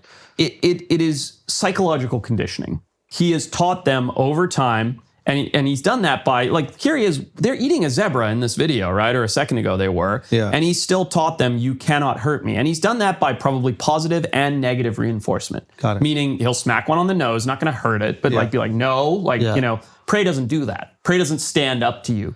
Prey doesn't present themselves as, don't come at me or I'm gonna come back at you. That's not what prey does. Prey goes, don't hurt me. Right? So he's used his body language and his ability to understand their body language to assimilate. Right. He couldn't go walk up to a wild pride of lions and try this. They'd kill him. And I couldn't go to his lions and try this. Even if I did that body language, they'd probably still kill But him. I've seen you with like panthers at that reserve where like you felt very comfortable holding them, touching them. Yeah. Are these domestic? Can you domesticate a fucking panther? No, so that video of me swimming with the jaguars and Yeah, jaguar. that's Same okay. thing, right? Yeah, it depends on the vernacular, Okay. but yeah, it's all fine. But what you don't see and what I've never told anybody is 5 minutes after that video, the black one turned on us and charged me.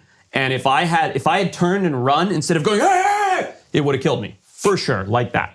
5 minutes after that video was done.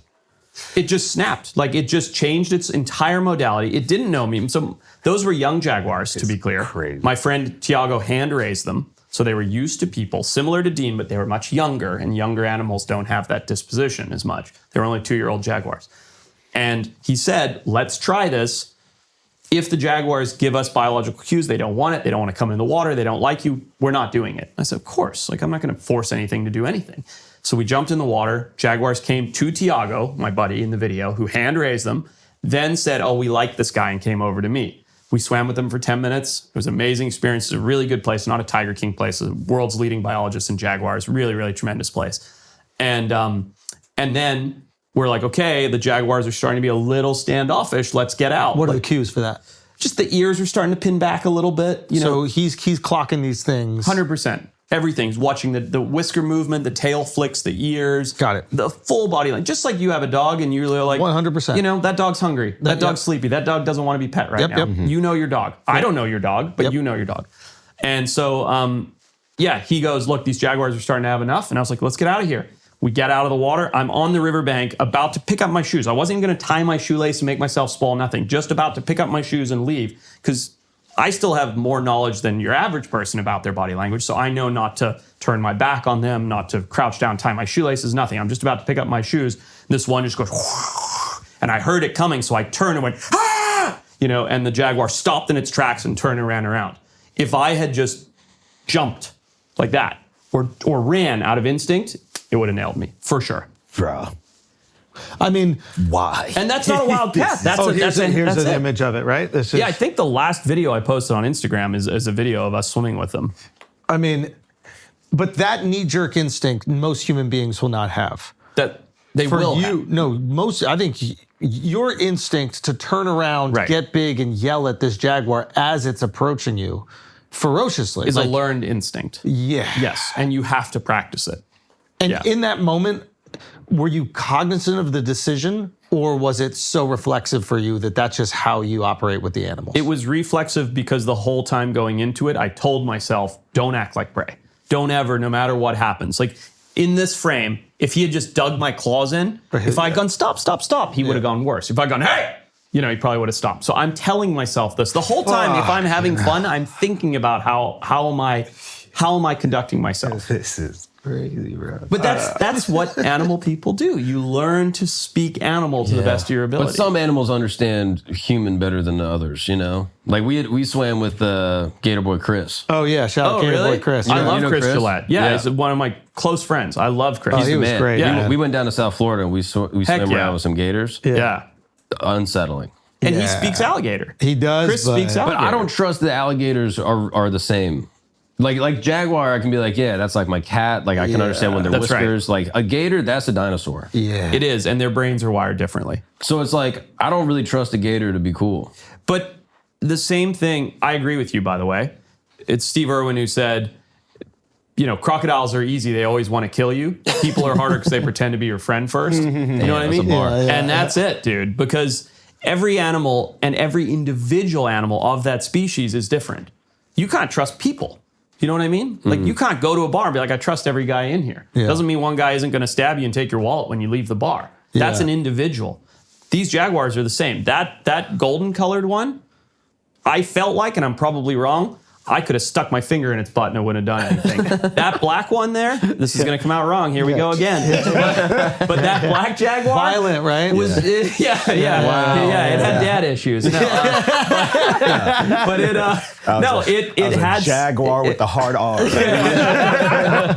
it had some kind of you could see it switch could flip, Yeah. And so it's individuals, and they're the same species raised the same way, and so that one had a tick to it and the other one didn't, so not just the species, because I agree with you on the gators will eat you at the first chance they get, no matter what, but the individuals of that species.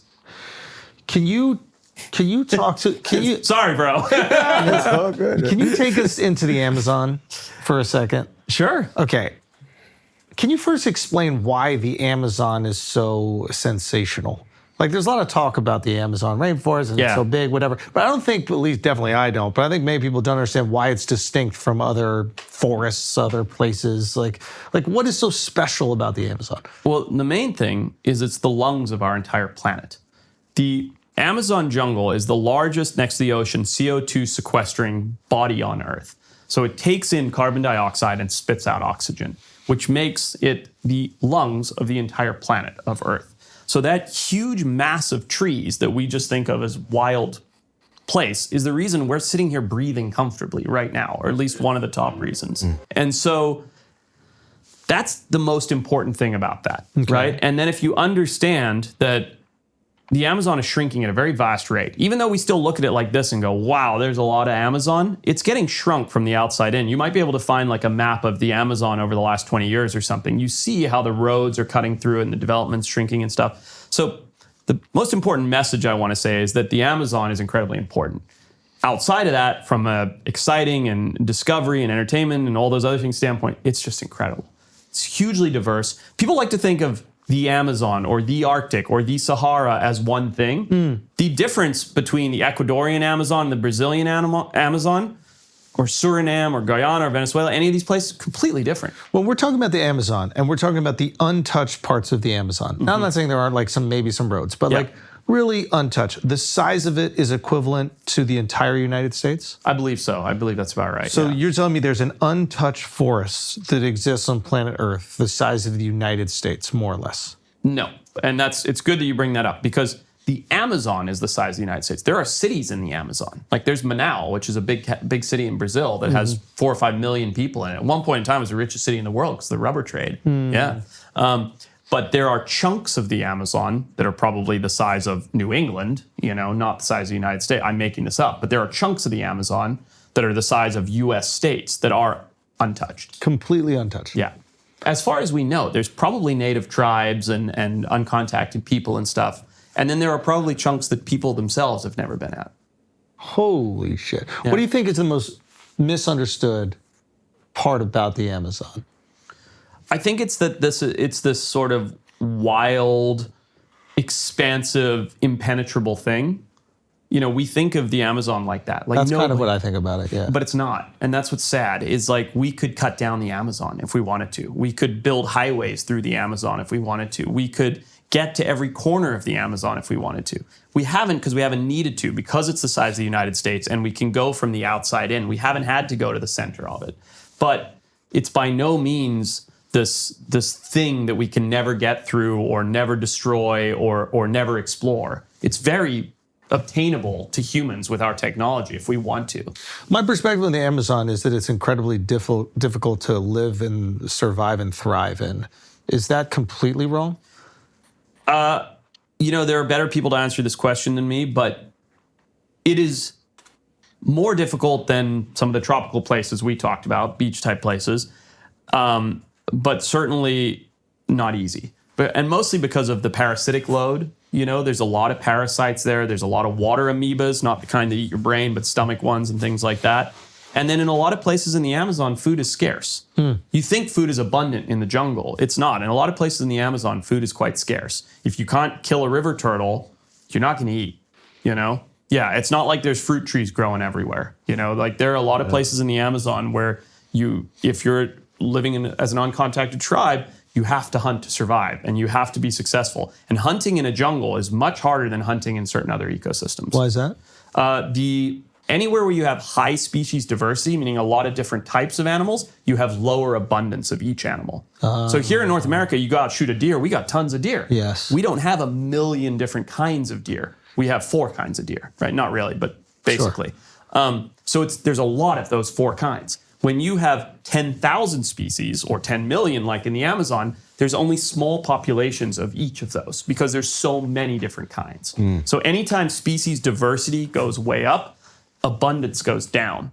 So that makes hunting harder because in the Amazon, you don't have 100 kinds of deer. You have 5, you don't actually, but you have, say, 50 kinds of things that you can eat, but each kind of thing that you can eat has small populations instead of 4 kinds of things that you can eat that have huge populations. So you learn like tracking patterns and all of a sudden it's gone.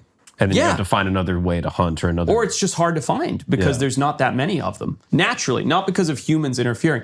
People often think like all wildlife is the same, right? Like as a sense of like there's 10,000 lions, there's 10,000 tigers, there's 10,000 deer.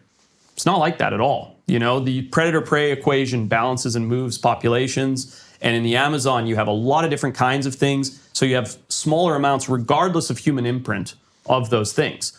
And there's only so many of those things you can eat, right?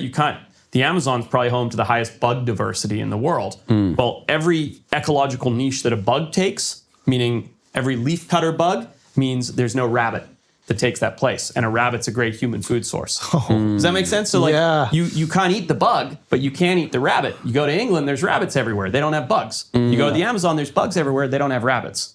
So when you have that kind of makeup of species, there's not a lot that we can eat. So then how was it so that there were these flourishing societies that existed throughout the Amazon? And now they've all gone away to disease or to whatever hell else happened. But like at one point in time, I think I was reading that like there were millions and millions of people living throughout the Amazon with like sophisticated roadway structures and pyramids. And they've done those LiDAR scans to show these things. Yeah. So if there isn't the diversity, well, there is tons of diversity of the things that you can consume, but not much of it. How could they thrive in that environment? Well, what we have been learning, I believe, is that a lot of the Amazon and a lot of the Amazonian people and societies that you just mentioned were actually horticulturists. They were growing things. Oh, so interesting. Yeah, so they were farming. And there's even a theory out there, I forget his name, the guy went on Joe Rogan. I think he's a member of the Explorers Club right here in New York, by the way, which is great if you guys haven't been. Are you a member? I am, yeah. Oh, yeah, sick. it's awesome. If you guys ever want to go, definitely go check it out. Hell But there's a theory of one of these pretty famous scientists in the Amazon, I'm blanking on his name right now, does the LiDAR scans and everything, that a lot of the Amazon was planted. He actually believes that a large chunk of the Amazon, whether it was advertently or inadvertently, was cultivated to have more food. Like they found fruit trees, not fruit like you or I are thinking, not a plum tree, but like, oh, here's this weird little seed nut thing that we can eat. It's not indigenous to the Amazon at all. Or it was from one part of the Amazon, but they spread it as much as possible. So there was more food availability. Is it Charles Clement? That sounds right. Yeah, that sounds right.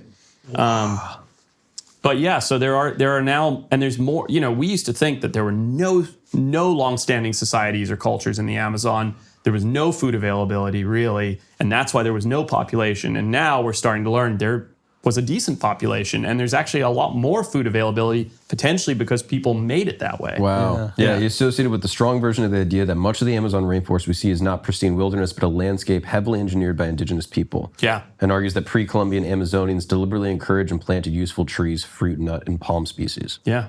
Isn't that interesting? Wow. There's a really interesting kid, and I definitely won't remember his name, who's a member of the Explorers Club, that's where I met him, who is trying to bring all of these various fruits, nuts, and seeds from the Amazon into like mainstream fruit markets and things. Because if you ever go to the Amazon, they'll hand you this orange thing like this that you've never seen or heard of before. And it's got some crazy name, and you eat it and you're like, this is better. This is like a mango meets an apple, you know, or this is a kiwi mixed with a grape, or I'm just making it up. But, you know, these fruits that you've never heard of or seen of, and they're so delicious, but they only exist in the Amazon.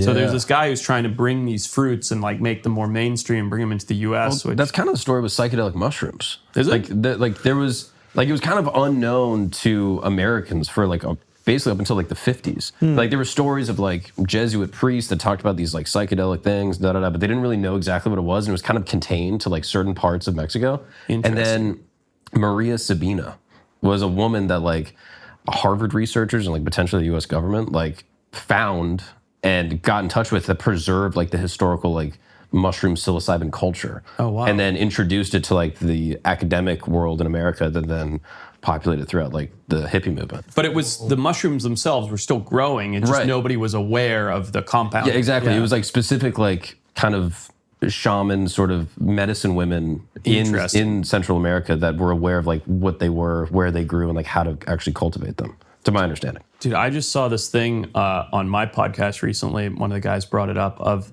this guy taking toad venom. Oh, Have you ever seen this? I'm not sure what it's called. Oh, as a drug. As a drug. Yeah. He's down by a creek, he's down by a river, and he ingests this toad venom, and he rolls into the river and he's screaming, and this is a thing that exists in nature that's coming off of frogs in the Sonoran Desert. It's unbelievable.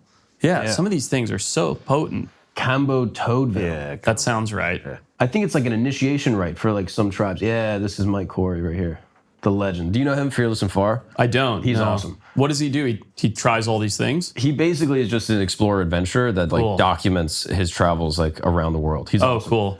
But I need to get more like wired into those people. I'm so like singularly focused on the wildlife stuff that look at that guy's lips. I'm so like singularly focused on the wildlife stuff. I miss out on meeting a lot of these really interesting people. But like, I'm pretty sure it's the poison dart that like they would make weapons out of, that in the right amounts, it basically puts you into like a near-death state where you hallucinate like crazy. And release DMT. I think so, yeah. And I think like there's some specific West African tribes that do it as like an initiation rite. Wow. I think.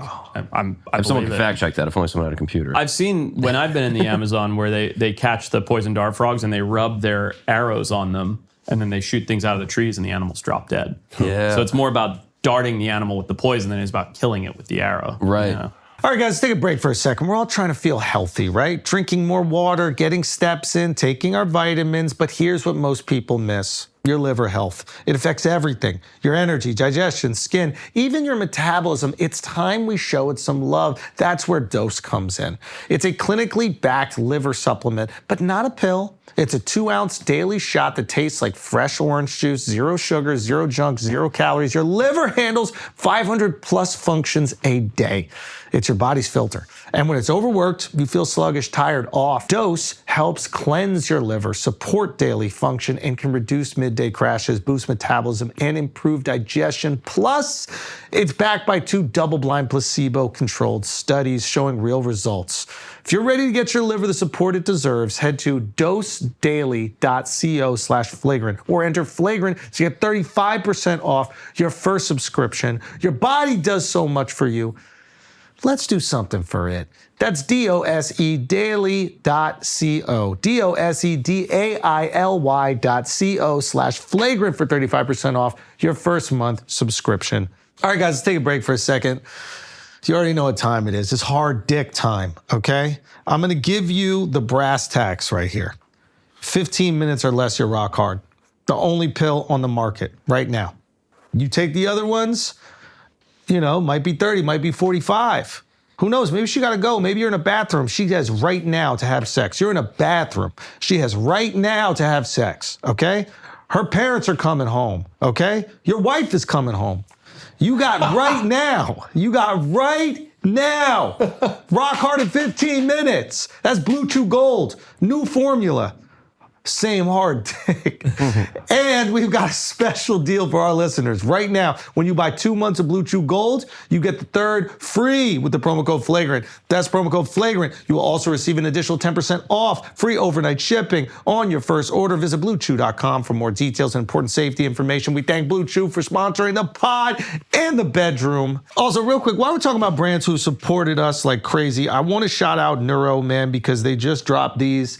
These should be illegal. You know, I say that anytime something feels really good, tastes really good, and gives me tons of energy. There's probably something illegal in here. So I would have the FCC look into that. Is it the FCC? The FDA? FDA? Yeah, one of them. They should probably look into that. But, yo, Neuro, whatever you guys put in the Energy and Focus sour berries, the sour berry Energy and Focus. It's just caffeine and L-theanine. And illegal. No. It's got something illegal in here. So shout out you. You guys are absolutely crushing it. I heard they got into Costco. Okay, so you're gonna have all the moms hopped up on sour berry Neuro. Okay, Costco. These are illegal. Okay, there's definitely something illegal in these. Okay, you're gonna have a lot of moms walking around at Costco, and if you're giving these out with the ladies with the aprons on their head, if you're giving out the free samples, you're gonna have fist fights in the parking lot. Okay, these need to be illegal. Is all I'm gonna say. All right, congratulations, Neuro, on finding a way around the system to put pure berry sour flavored cocaine in a pill that we can sell over the counter. God bless you all. I love you at Neuro. You guys are the best. Let's get back to the show. Have you ever met any of the, I mean, I guess they're not uncontacted tribes, but any of these tribes, have you ever spent time with them? I've spent time with some very interesting tribes, including some that have never seen white people before, but not like totally uncontacted. Like Right. even we went to a place called Ramri Island in Myanmar that I don't think there've been any Europeans there since World War II. And all the kids, when I say kids, I mean like 16 and down, would run out and like touch our hair and touch our skin and stuff because they'd never seen a European person. Yeah, I guess that's probably the most remote. But, you know, it's interesting. Even like I went to a village in Colombia that had never seen European people in the Amazon in Colombia, and they still had cell phones. You know, like they didn't have service, but somebody had brought them cell phones and things, and they were playing Snake or whatever on them, but they'd never seen a European person in person. So I've never been with those tribes that are so remote that they like didn't know we existed kind of thing. Yeah. But yeah, that's the modern world though, isn't it? Like, Are there any that are really uncontacted? Like people talk about like the North Sentinelese, but like, are there any that we don't have no idea about? In the Amazon, yeah. And I think also in like deep New Guinea and Papua New Guinea, there are small tribal communities that are just completely isolated from the rest of the world. Wow. Yeah. I mean, if you think New Guinea is a good example, there's 800 languages spoken in New Guinea. Why would you have 800 languages? Because you don't get along. Do you know what I mean? You formulate your own language and you keep it to yourselves because you're a tribal culture that goes to war with all the other cultures. Can you bring up New Guinea on a map? Mm-hmm. Like, how big can New Guinea be? Oh, it's huge. Oh, really? Yeah. Type in Papua New Guinea on the. I mean, it's that whole giant island above Australia there, where those red dots are. Oh, wow. Okay. Yeah. It's a really big landmass. 800 languages spoken there. Yeah. Wow. That's a lot of languages. Yeah. But that's because the environment is very difficult to navigate, and they're culturally are a very warring society and people. So you keep to yourself, you speak your own language, and if you encounter another tribe, you kill them. Immediately. You know, yeah, more or less. I mean, that's a oversimplification, but yeah. Have you looked into cargo cults? Cargo cults? Yeah. What's that? It's like a weird, like post-World War II, like it's a very specific thing that happened in one place. I don't remember the exact island, but it was arose in Melanesia during the 19th and 20th centuries, where basically World War II, like ships would come by and they like docked. So like American soldiers like came, or maybe it was British soldiers, they came to like around Oceania. Okay. And there were these sort of like uncontacted tribes that had never really seen ships or planes or anything. Mm-hmm. And they just kind of showed up. They were like, hey, we're gonna use this as like a landing strip to like bring in import, export, and we'll give you guys like some food and we'll just call it even, right? And they kind of brokered this deal, and these people were like, okay, we don't know what's going on. Huh. And then they left. And then the people sort of natively built like a religion around these people coming over, being like, okay, they showed up. Yeah. And there was like a prophecy that existed on the island from like their own indigenous religion. And then this kind of like fit the religion. So like different priests were like, no, this is because we were doing things. And so then as a result, they developed like a lore around it. I saw like a TikTok video on this, and they now sort of pray to those. Are they making right? pretend satellites? Yeah, and they were like, they're sort of reenacting the technology that they saw as a way to try to Look bring at that back. fake plane. The See that one? plane. Top right? Yeah. Yeah. And so like they would kind of make this stuff based off the technology that they saw, trying to understand, and they sort of created like this cult of like John From. And they think the name comes from this guy being like, yeah, I'm John from England. Yeah. Like, oh, it's John From. Yeah. And so they built like sort of this like ideology. It's not as simple as like indigenous people see planes and they're like, wow, it's God. Like that's an oversimplification. Yeah. But they developed this philosophy like, okay, if we do certain marching rituals, they're going to come back with another ship and bring us more technology. Wow. It's South Pacific Islands. Is that right? I think I'd have to double check exactly where, but yeah. It's really interesting. It's wild. And if you get from their perspective, you're like, yeah, it makes complete sense. Yeah, these people come in with all these things. They leave them here and you never see them again. You're like, please come back. Yeah. Like we're going to, it fits our lore. Like we're going to pay tribute to it. Yeah, exactly. Especially with all these cool things, right? Like they'd probably never seen metal before. Yeah. Right? And metal's useful for so many things. Yeah. I met a guy named Ben Lamb that you know. Yeah, Colossal. Yes. And you work with them, if I'm not mistaken? Yeah, I'm on their board. You're on their board, yeah. And I met Their him advisors board. with this conference. We were talking and about what Colossal's doing, and he actually showed us at the conference the woolly mammoth mice. Yeah, the woolly mice. Which was crazy. Pretty wild, right? Yeah. Big furry mice, yeah. And it is like a very interesting concept, which is, and there's more to the business that exists for this, but like, is it easier to maintain the 12 white rhinos that we have, or is it easier to breed thousands more into existence? And they actually have this technology. They're developing this technology. Right. And I'm sure that there's going to be conversations around like, well, is it actually a white rhino, or is it just a genetically modified regular rhino to be that? And one, I'm curious what, or maybe you could describe better what exactly Colossal does. I think you summed it up pretty well, but so Colossal tries to re-engineer extinct animals to fill holes in the ecosystem. Because as we talked about with the beavers, once you remove something, the system changes. And, I think the argument that you see, and even I get this as somebody who sits on their advisor's board, it's like, how can you support this thing? They're making genetic freaks and these resources should be going back into other conservation. Why not do both? Do you know what I mean? Like, why not? Like, that's not what they do. Colossal does do some conservation work, some very nice conservation work that I'm proud to say I've had a light hand in. But they also do this amazing genetic engineering thing. And the point is, if it looks like a mammoth, walks like a mammoth, talks like a mammoth, is it a mammoth? Yeah. I don't really know the answer. I'm not a geneticist. But if it fills the same roles as a mammoth, meaning it engineers the ecosystem like our beaver we were talking about, then it is a mammoth. Because that's the important thing, is keeping the system healthy, right? And that's what they're trying to do. They've had some success with the dire wolf and building woolly mice, and they've announced all these various animals that they're working on. I think it's great.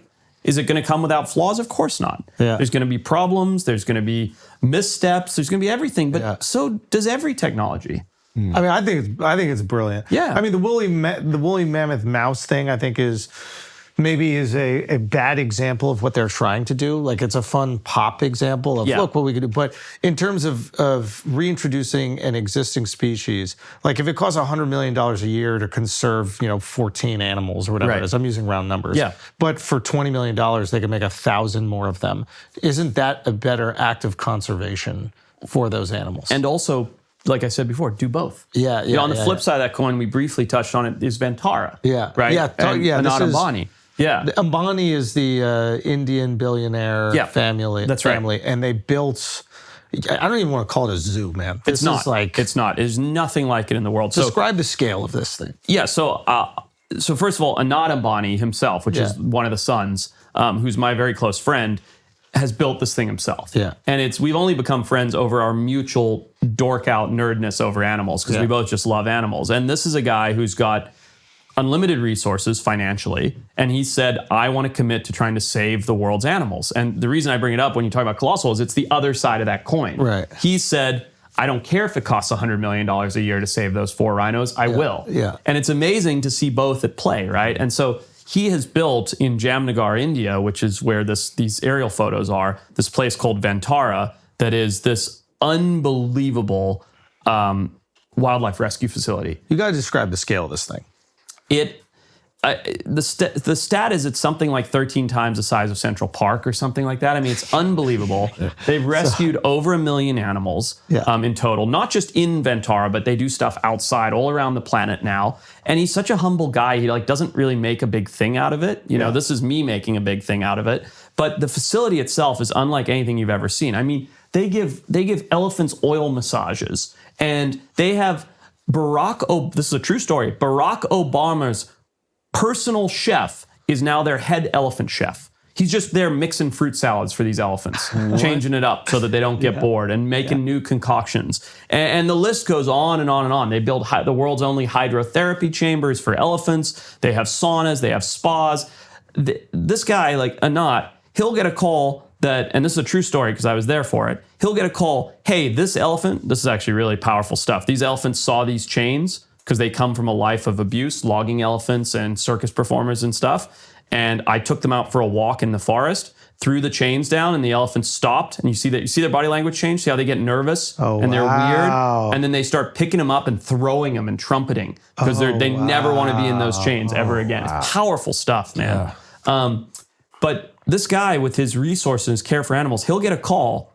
Hey, this elephant has a kidney stone, and we don't have a probe long enough to get there. It'll cost us $2 million to build one, but we can get it done in a week. And he'll go build it to save an elephant, not an endangered one, nothing. Just like they have a never say no policy, whatever they can do to rescue it, because the guy's got unlimited resources. It's a beautiful thing. Wow. Yeah. On the elephant thing, not to divert too much. No, you're good. But are you familiar with elephant funerals? And yeah, how, where they all mourn come for their together dead? and they mourn. Yeah, have you seen? I've seen this? it. Yeah. Can you tell me so about many that? more animals do it than you think too? Yeah. So basically, an elephant funeral. So elephants are a matriarchal society. They're run by a big female, right? Like she's the boss of the group. Different for different species, but we'll generalize here. Define boss. Like she is the head of the household. So she's the one who all the other elephants listen to and respect. All the other females do what the matriarch says. If she says it's time to leave this watering hole and go look for food, they all leave and go look for food. If she says everybody wait here, the babies, there's some danger, all the elephants stand in a circle and guard the babies. And the big like bull males are paying attention as well? Or Absolutely. They exist? Oh, interesting. Yeah, they'll come and go sometimes. It, again, depends on the elephants, but they'll come and go. But the matriarch, the big female, she's the boss. Yeah, and the bulls will come in and out of the herd and things like that. She runs, she's the CEO. And so an elephant funeral, I often say this, and I have nothing to support this because it's really just a theory. I believe, based on their brain size and what I've witnessed myself, that elephants have an EQ, an emotional intelligence, way greater than anything you or I or any human has. I believe they feel much greater. Their happies are much happier and their sads are much sadder than we feel. They can die of a broken heart. You can't. If your wife dies, you don't die of a broken heart. You can get sick, whatever, but they can literally die of a broken heart. Oh, wow. And so that's from their emotional intelligence. So elephants, and I was saying, many other animals do this than we give credit for. They will have a funeral. So here you've seen an elephant die, and these other elephants, through the matriarch most likely, have come in to mourn this elephant. They'll stop eating for several days. They'll spend 4 or 5 days sleeping around the carcass of the dead one to sort of pay tribute to it as it leaves. We don't understand what they're doing societally, but there is some sort of elephant society where they're giving it a funeral. That's amazing. It's really tragic to see videos like the mom basically carrying her dead calf Oh my God. around a savanna for days at a time. Just kind of holding on to it Come back. Yeah. in pain, it seems like. Wow. And it is one heartbreaking to see sort of the natural progression of death, but then when you put the poaching element on top of it, Yeah. you're like, I mean, what the fuck are we doing? It's hard. It's really heavy stuff. Our ability to communicate with elephants, would you say it's on the level of a dog? Yeah. I would say it's about right. Got it. Just like you can have a dog at home and you can tell when he's hungry, you can tell when he's sad, you can tell when he's depressed, you can see when he gets sick. There are people that spend their lives with elephants. In India, it's called a mahout, blah, blah, blah, that can read those same body cues and languages from an elephant. And will they take commands? Yeah, absolutely. You can make an elephant sit, you can make it stay, you can make it stand. Will they you can do all these communicate things to the mahout? Will they say, not say, well, but they will show that they're hungry? Will they show that they want something? Absolutely. Absolutely. In a different way to your dog, my dog jumps up on my leg when it wants breakfast. Yeah. The elephant will shake his head a certain way or move his trunk and put it on his shoulder or whatever it happens to be. There's that video, I'm sure you've seen it, of like, there was an elephant, I think cub, are they called cubs? Calf. Calf. A calf that's like stuck in like a ravine or something. I forgot exactly what it was. And the video makes it look like the mom comes and grabs some humans To get the baby to out. get the Yeah. baby out. Now, how realistic is that scenario? I think in like a semi-captive environment where, like in India, where they use the elephants as vehicles and things like that, absolutely. Could easily go and get a human. If it was a wild elephant, it would never just come into town and get people to help. Obviously. Yeah. But a semi-captive one would be like, hey, you guys are the helpers. Totally. Can you do this? Totally. And if this is the one you're talking about where the mom's trapped and the baby goes. Oh, maybe that's it. Okay, so two things. So just pause it for 1 second if you don't mind. So that is an Indian elephant or Asian elephant. Yeah. So Asian elephants and humans have a very different relationship to African elephants and humans. Asian elephants and humans live side by side. They work side by side. People ride these elephants. They use them for logging. They use them for begging, all kinds of things. They use them for agriculture. So these elephants in the daytime are probably kept and looked after by people. When I say kept, they might have a chain on them. It might be terrible. It might be somewhat free roaming. That's a gray area, but they're kept by people and fed by people. And then they'll go out and roam and go into the jungle, walk around the village and come back, kind of like a village dog. Got it. Not you or my dog that lives in our house and never does anything on its own, but like a village dog. Yeah. Sleeps in the hut at night and then it goes out into the village during the day. The elephants do something very similar in these situations. So here, with the mom being trapped in mud or whatever the scenario is, it's completely believable to me that that mom gave birth to that calf that we saw in the video in this community. The community knows the calf knows the people. The mom gets stuck, the baby goes wandering, and people go, there's something wrong with that baby. It's distressed. It didn't go and say, hey, come with me. It's just a distressed, lost-looking baby got it. that That runs makes back to sense. mom, and then the people go, we got to get the mom out. Yeah. Right? Yeah. It's so hard to believe these videos sometimes, though, because I've gotten got by people hodgepodging videos of animals. Have you seen these?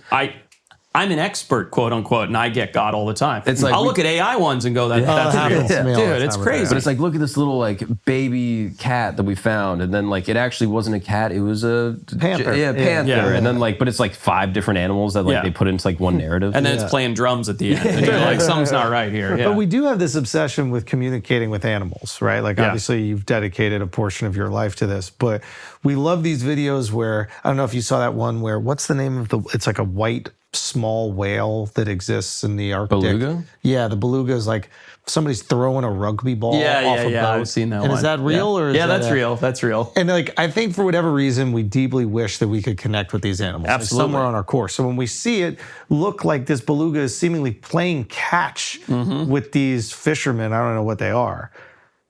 Yeah, no, I think this is totally real. Belugas are amazing. They're super playful. I think a lot of people hate AI, right? And for the most part, I tend to dislike it a lot too. This is one where AI can become so useful as a tool to us. Pattern recognition, that's what AI is. If you upload 10 billion whale songs, it's going to start to decode whale language. If you upload 10 billion elephant sounds, it's going to start to decode elephant Have you patterns. seen they're starting to use this for like bird chirps? I believe it. I was reading a thing. I don't know. Again, I don't know how accurate this is, but they were able to upload different bird chirps to a language model, and it was able to discern that mother birds are talking to their chicks in a baby speak. There you go. Yeah, like In the way the humans would. Yeah. And like it just, I don't know. I hear it and I kind of get a little sad. Why? I'm like, oh, that's so cute. Yeah. Yeah, I mean, You ready for some throw up? Have you seen Valdemir, the spy whale? no. So one of these beluga whales appeared in Norway or one of those countries covered in Russian spy gear. True story. It was a trained whale. Yeah, you can find this. It was a trained whale that the Russian Navy had brought in, put spy gear all over, and it had escaped or got lost or something like that. And the plot thickens because they took his spy gear off or whatever it happened to be. The whale was lost and following people around. And there became a whole like movement to protect Valdemir, this whale, with his spy gear. And all of a sudden, he washed up with a bullet in his head. He was assassinated. They killed a whale? Way. Bro. You've heard of Acoustic Kitty? Acoustic. Oh, is that the operation where they put cats in to listen? In the 60s, the CIA put Yeah. listening devices inside of cats in Russia, and we tried to send them into like Russian embassies and stuff to handle it. Yeah. And the first cat went in the building, got sort of distracted, came back out, got hit by a car. Yeah, that's right. Damn. But why'd they have to take the whale out? Like, the whale didn't do anything. Like, He knows things, Mark. He knows He doesn't have things. trade knows things, secrets. What are we That's talking what you about? think. Something's going on. We're Something's going gonna on. torture the whale to get it to speak? Yeah. Something's going on. Yep. And I'm not a huge conspiracy nut, but that's pretty bizarre. Damn. Like, me some fun- Who iced that whale? Yeah, and they already have blowholes. That's 2 holes, dude. Give me some fun. Like, I saw you and Joe talking about the pandas. Like, what are some other, this is feelings, no facts, which is the Sure. section we do on the show. Okay. We're not talking a fact right Totally now. fine. This is Totally completely feelings, no fact. What are the fun, like, animal conspiracies that exist in your world? Fun animal conspiracies? Yeah. They don't even have to be fun.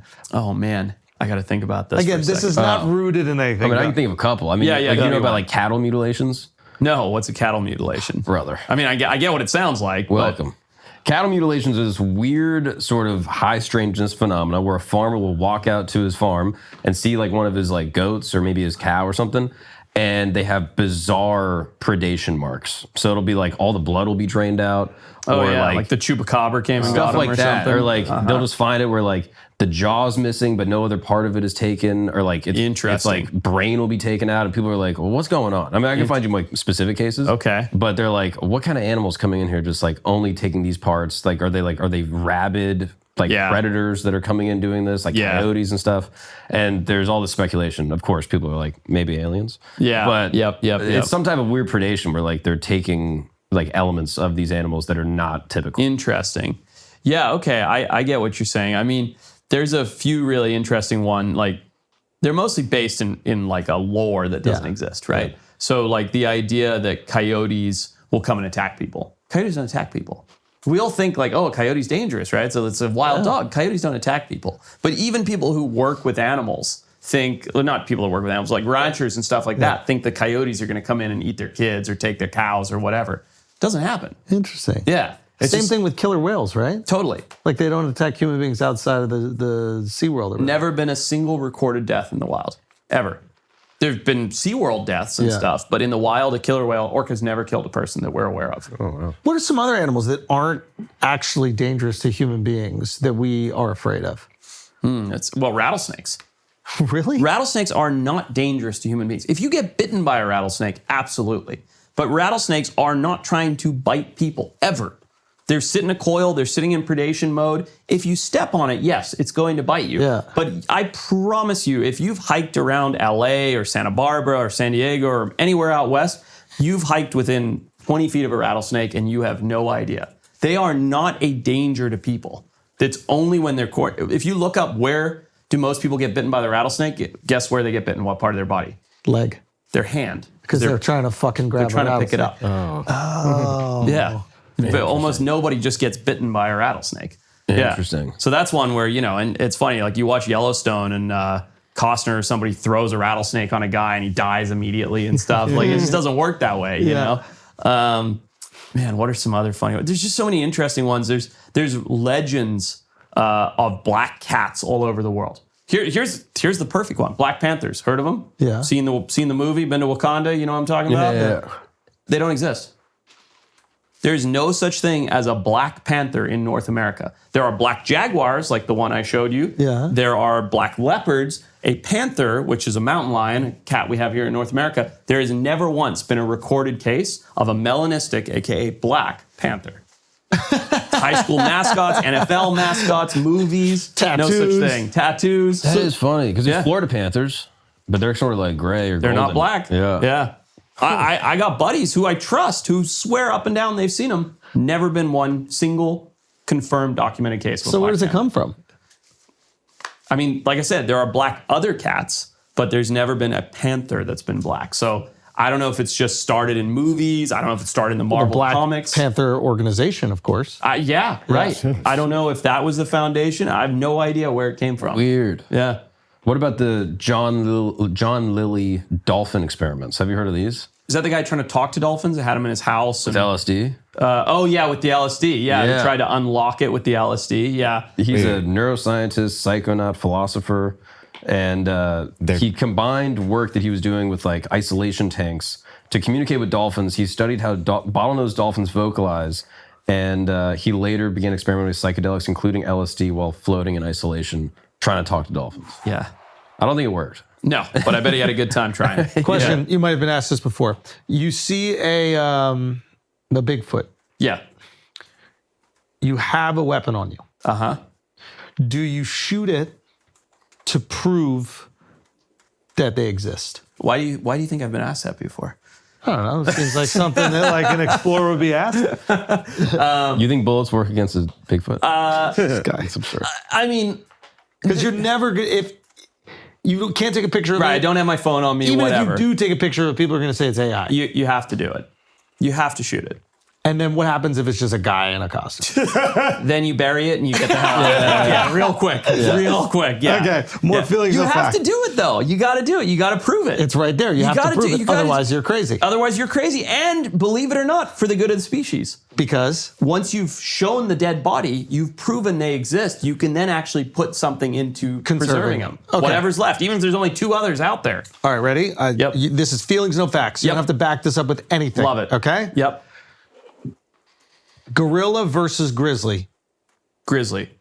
Every day. every day. Every day. Not even close. Even the big silverback. Dude, you're talking about 300 pounds versus 1,000 pounds. One of them has fucking Wolverine claws, has a way stronger bite force. Not even close. Hippo versus rhino. Rhino. It's a hippo with a tusk, with a horn. Yeah. I know people think hippo, But but they're softer. Their skin is softer. so once that tusk goes, it's over. It's over. Yeah. Saltwater croc. Is that the most dangerous croc? Yeah. Versus great white. The great white. Every day. It's just too agile. It's too maneuverable. It's too agile. Saltwater crocodiles are an ambush predator. They just lunge and nail you, and then you're fucked. But hand-to-hand combat, they're not doing it. not even close. Okay. The smartest animal outside of human beings. In the world? Yep. Orcas. Really? Yeah. They speak their own languages. They have their own diets, just like we do. Yeah. They can travel wherever they want. They have their own social dynamics. They're just trapped in a whale body. Yeah. They can perform surgery. True What? story. What Yeah. do you mean they can perform? When an orca makes a kill during a time of abundance, meaning it wants to, like it has tons of food and it doesn't really care, it will kill a great white shark just to take the liver out, which will surgically remove with its teeth.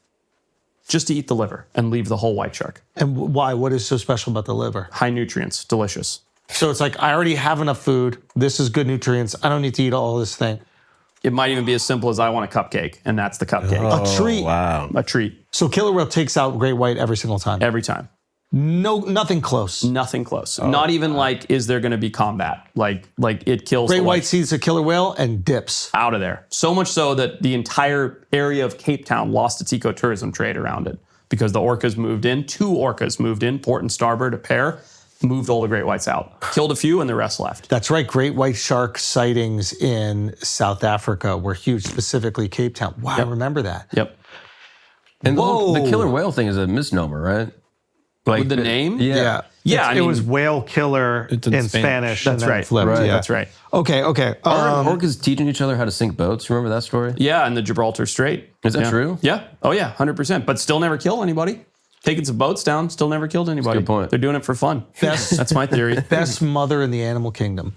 Best mother in the animal kingdom has to be a gorilla or Why? a chimpanzee Why? or an orangutan, one of the great apes, because they'll take care of their baby for 2 years, sometimes more. They'll feed it day and night. They'll cradle it. They'll never let it touch the ground. They'll teach it to be a gorilla or a chimp or an orangutan by teaching it how to climb, teaching it how to feel. They'll protect it in a social fight. They will be fiercely loyal to that baby, so much so that they won't mate during a lot of that time. They're basically a human, you know, and we're very good parents. And is there a relationship that exists after that 2-year-old becomes like a fully grown chimp?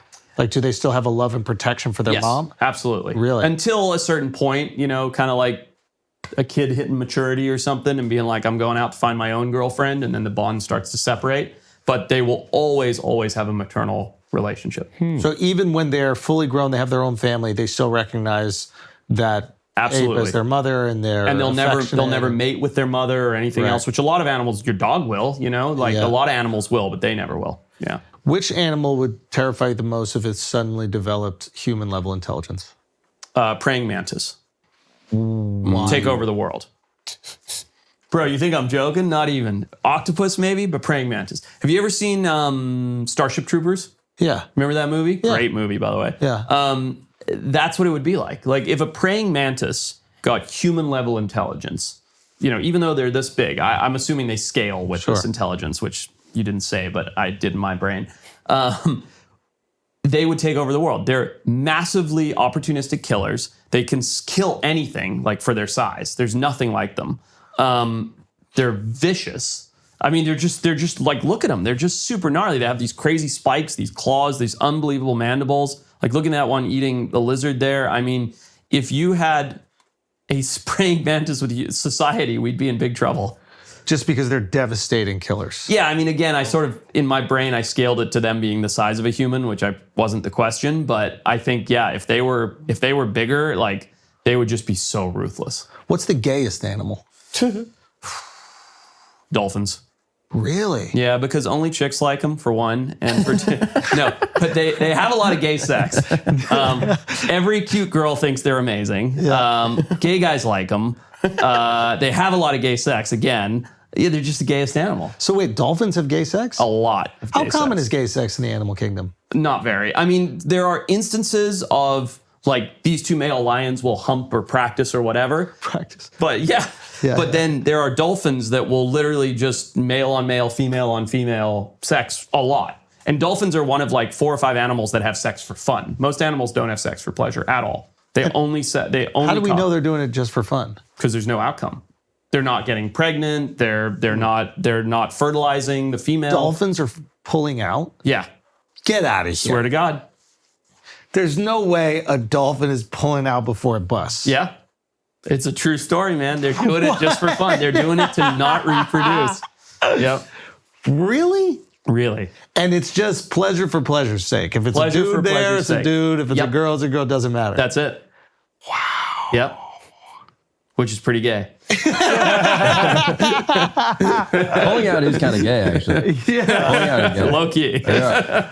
Oh, God. All right. Any other questions before Forrest gets out of here? Yes, Miles. I have 2 quick ones. You're obviously with Discovery and all of those things.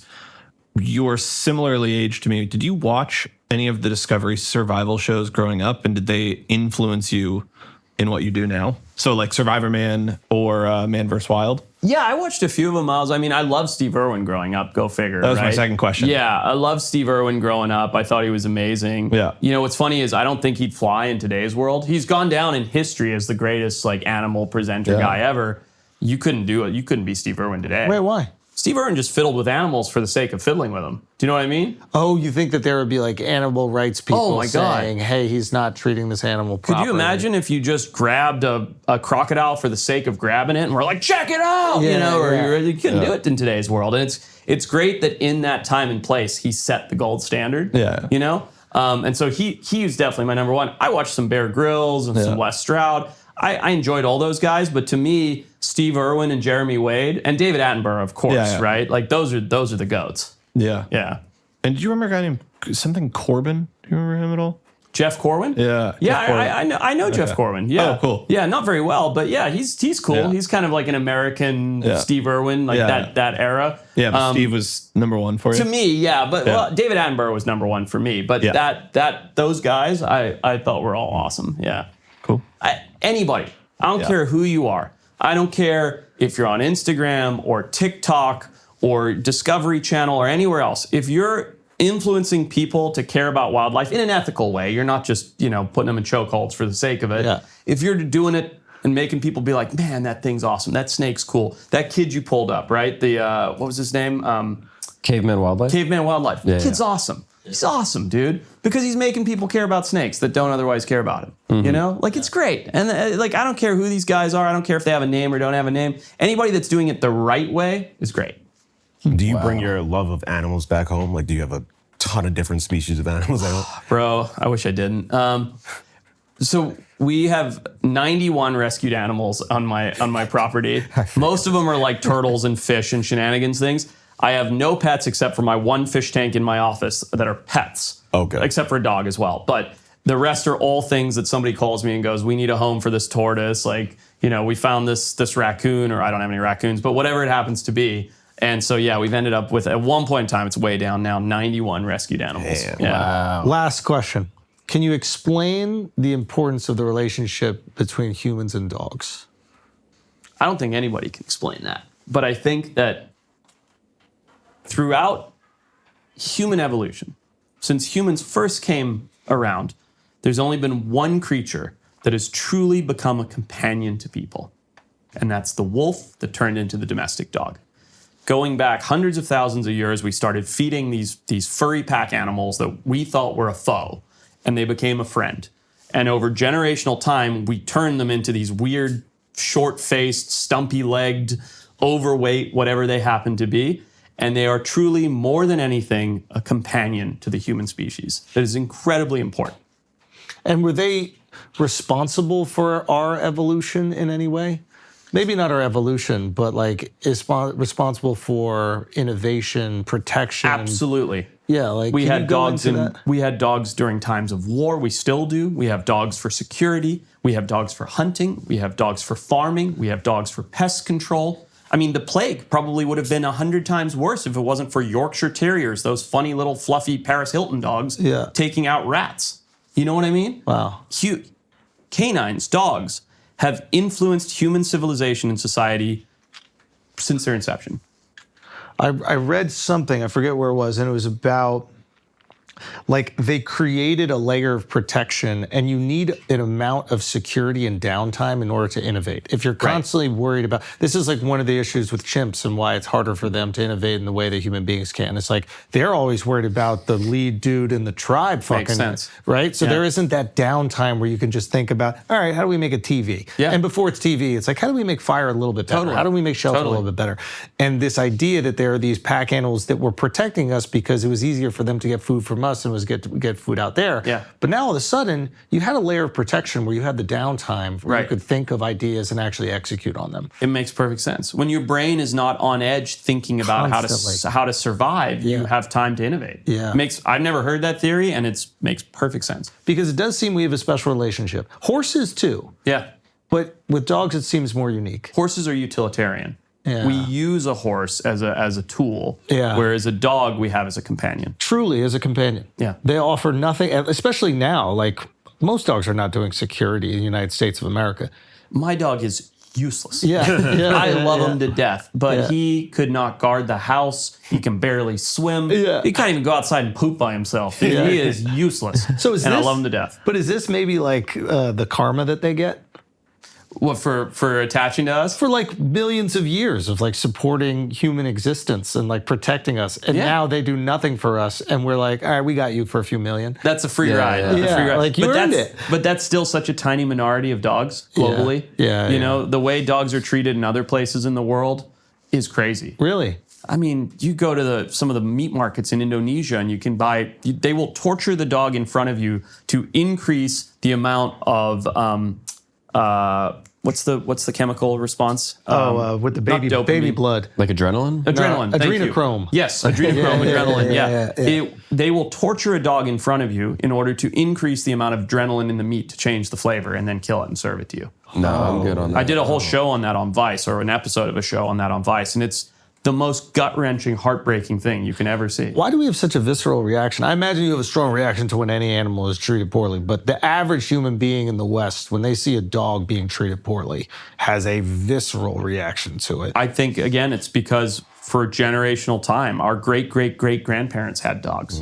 You know, they're like our children in a sense. They're our companions. Yeah. It's the same as if I saw you get hurt or you get hurt. Like, you're my companion, you're my species. Not you're my species, the dog isn't, but you're my companion. I don't want to see you get hurt. Yeah. You know, and I think it's the same for dogs. Yeah, it's like we'll watch a horse race and then the guy riding the horse is just smacking the ass of the horse with a whip, and we're just like, Don't even think I about got it. money on that. Yeah, that's You know what I right. mean? Yeah, that's but right. with a dog, no way. No, don't you dare. Yeah. But yeah, people call the police on people for mistreating their dogs. My wife, I live in Santa Barbara, which, as you know, it's 72 degrees every single day. Yeah. My dog could spend 6 weeks in the car and it wouldn't overheat. Yeah. She won't leave the dog in the car for 5 minutes because she's like, somebody's going to call the cops on us. They're going to Yeah. smash our window. I'm like, it's 68 degrees outside. What do you think is going to happen? The dog's going to take a nap. She'll leave my kid in the car. She won't leave the dog. I like when people leave notes. Like, you Yeah. ever see that? They'll be Yeah. like, hey, I'm going inside for 5 minutes. Just don't call the cops. That's right. Cool. Yeah. Or my Tesla's on dog mode. Don't worry about it. Yeah. Yeah. There's like a donkey that's just like carrying shit up a fucking mountain all day long. Nobody leaves a note. Nope. Ain't no notes. Yeah. Yeah, we do have a special relationship with dogs. I mean, in New York Absolutely. City, you're more likely to, if you see someone pushing a stroller, more likely to know. Yeah. Then a kid. Yeah. It's 100%. bonkers. Now we've gone, the pendulum swung too far, man. But you do feel like the relationship is justified. Absolutely. Yeah. I think all animals, you see these weird nuts that want to have all these snakes. I have 2 snakes at home, but like they want to have all these snakes and want to have all these things. Yeah. You can have a companion with any animal. They might not love you back the way your dog does, but I think it's totally justified. So is that the difference? Is the difference really they'll love you back more consistently? I think so. And I think that's a really interesting difference between dog and cat people too. Yeah. Because your cat can love you but still be a total asshole to you. Yeah. If your dog loves you, he loves you. And you know it. You know what I mean? You're like, he's all up in my business. Like, this dog loves me. Dogs also evolved to have facial mimicry. Yeah. So, like, they're able to mimic our facial features. Oh, interesting. And so, like, dogs will look confused, and you're like, oh, you're confused. Yeah. And I've heard it said that, like, cats haven't developed the same mimicry. Yeah. So your cat might also feel happy when you're there, Yeah. but they're not panting, they're not licking your face, they're not raising their eyebrows. Yeah. And so as a result, it's harder for us to connect. Whereas, like, with a dog, you kind of know what it's feeling just by looking at it. I mean, Interesting. once you have kids, you really get a sense of how loyal dogs are. Yeah. Because you don't have the same time for that dog. No. And they don't stop dogging. Nope. They stay by your side. They are excited every single. I feel guilty. Yeah. You know what I mean? I got 2 Yep. kids. I want to give them both time, and that dog is like, if there is 3 minutes to throw a ball, thrilled. Same exact energy. Yeah. Yeah. When they were getting all the attention Yep. when I had no kids at all. Yep. Yeah, it's really amazing species. We did a good job curating that one. I agree. I agree. Dogs are the best. Ben Lamb, get on it. Yeah, make us some more, We would need you? a rhino that does this. That's right. I want a tiny woolly rhino that Yes. does that. Yeah. Dude, Forrest, thank you so much Dude, for being thanks here. for having This me, is boys. awesome. Yeah, dude. what a You're the pleasure. man. Appreciate you guys. Thanks, Thank you. man. This is awesome. Thank you guys. Thank you so much. Anytime.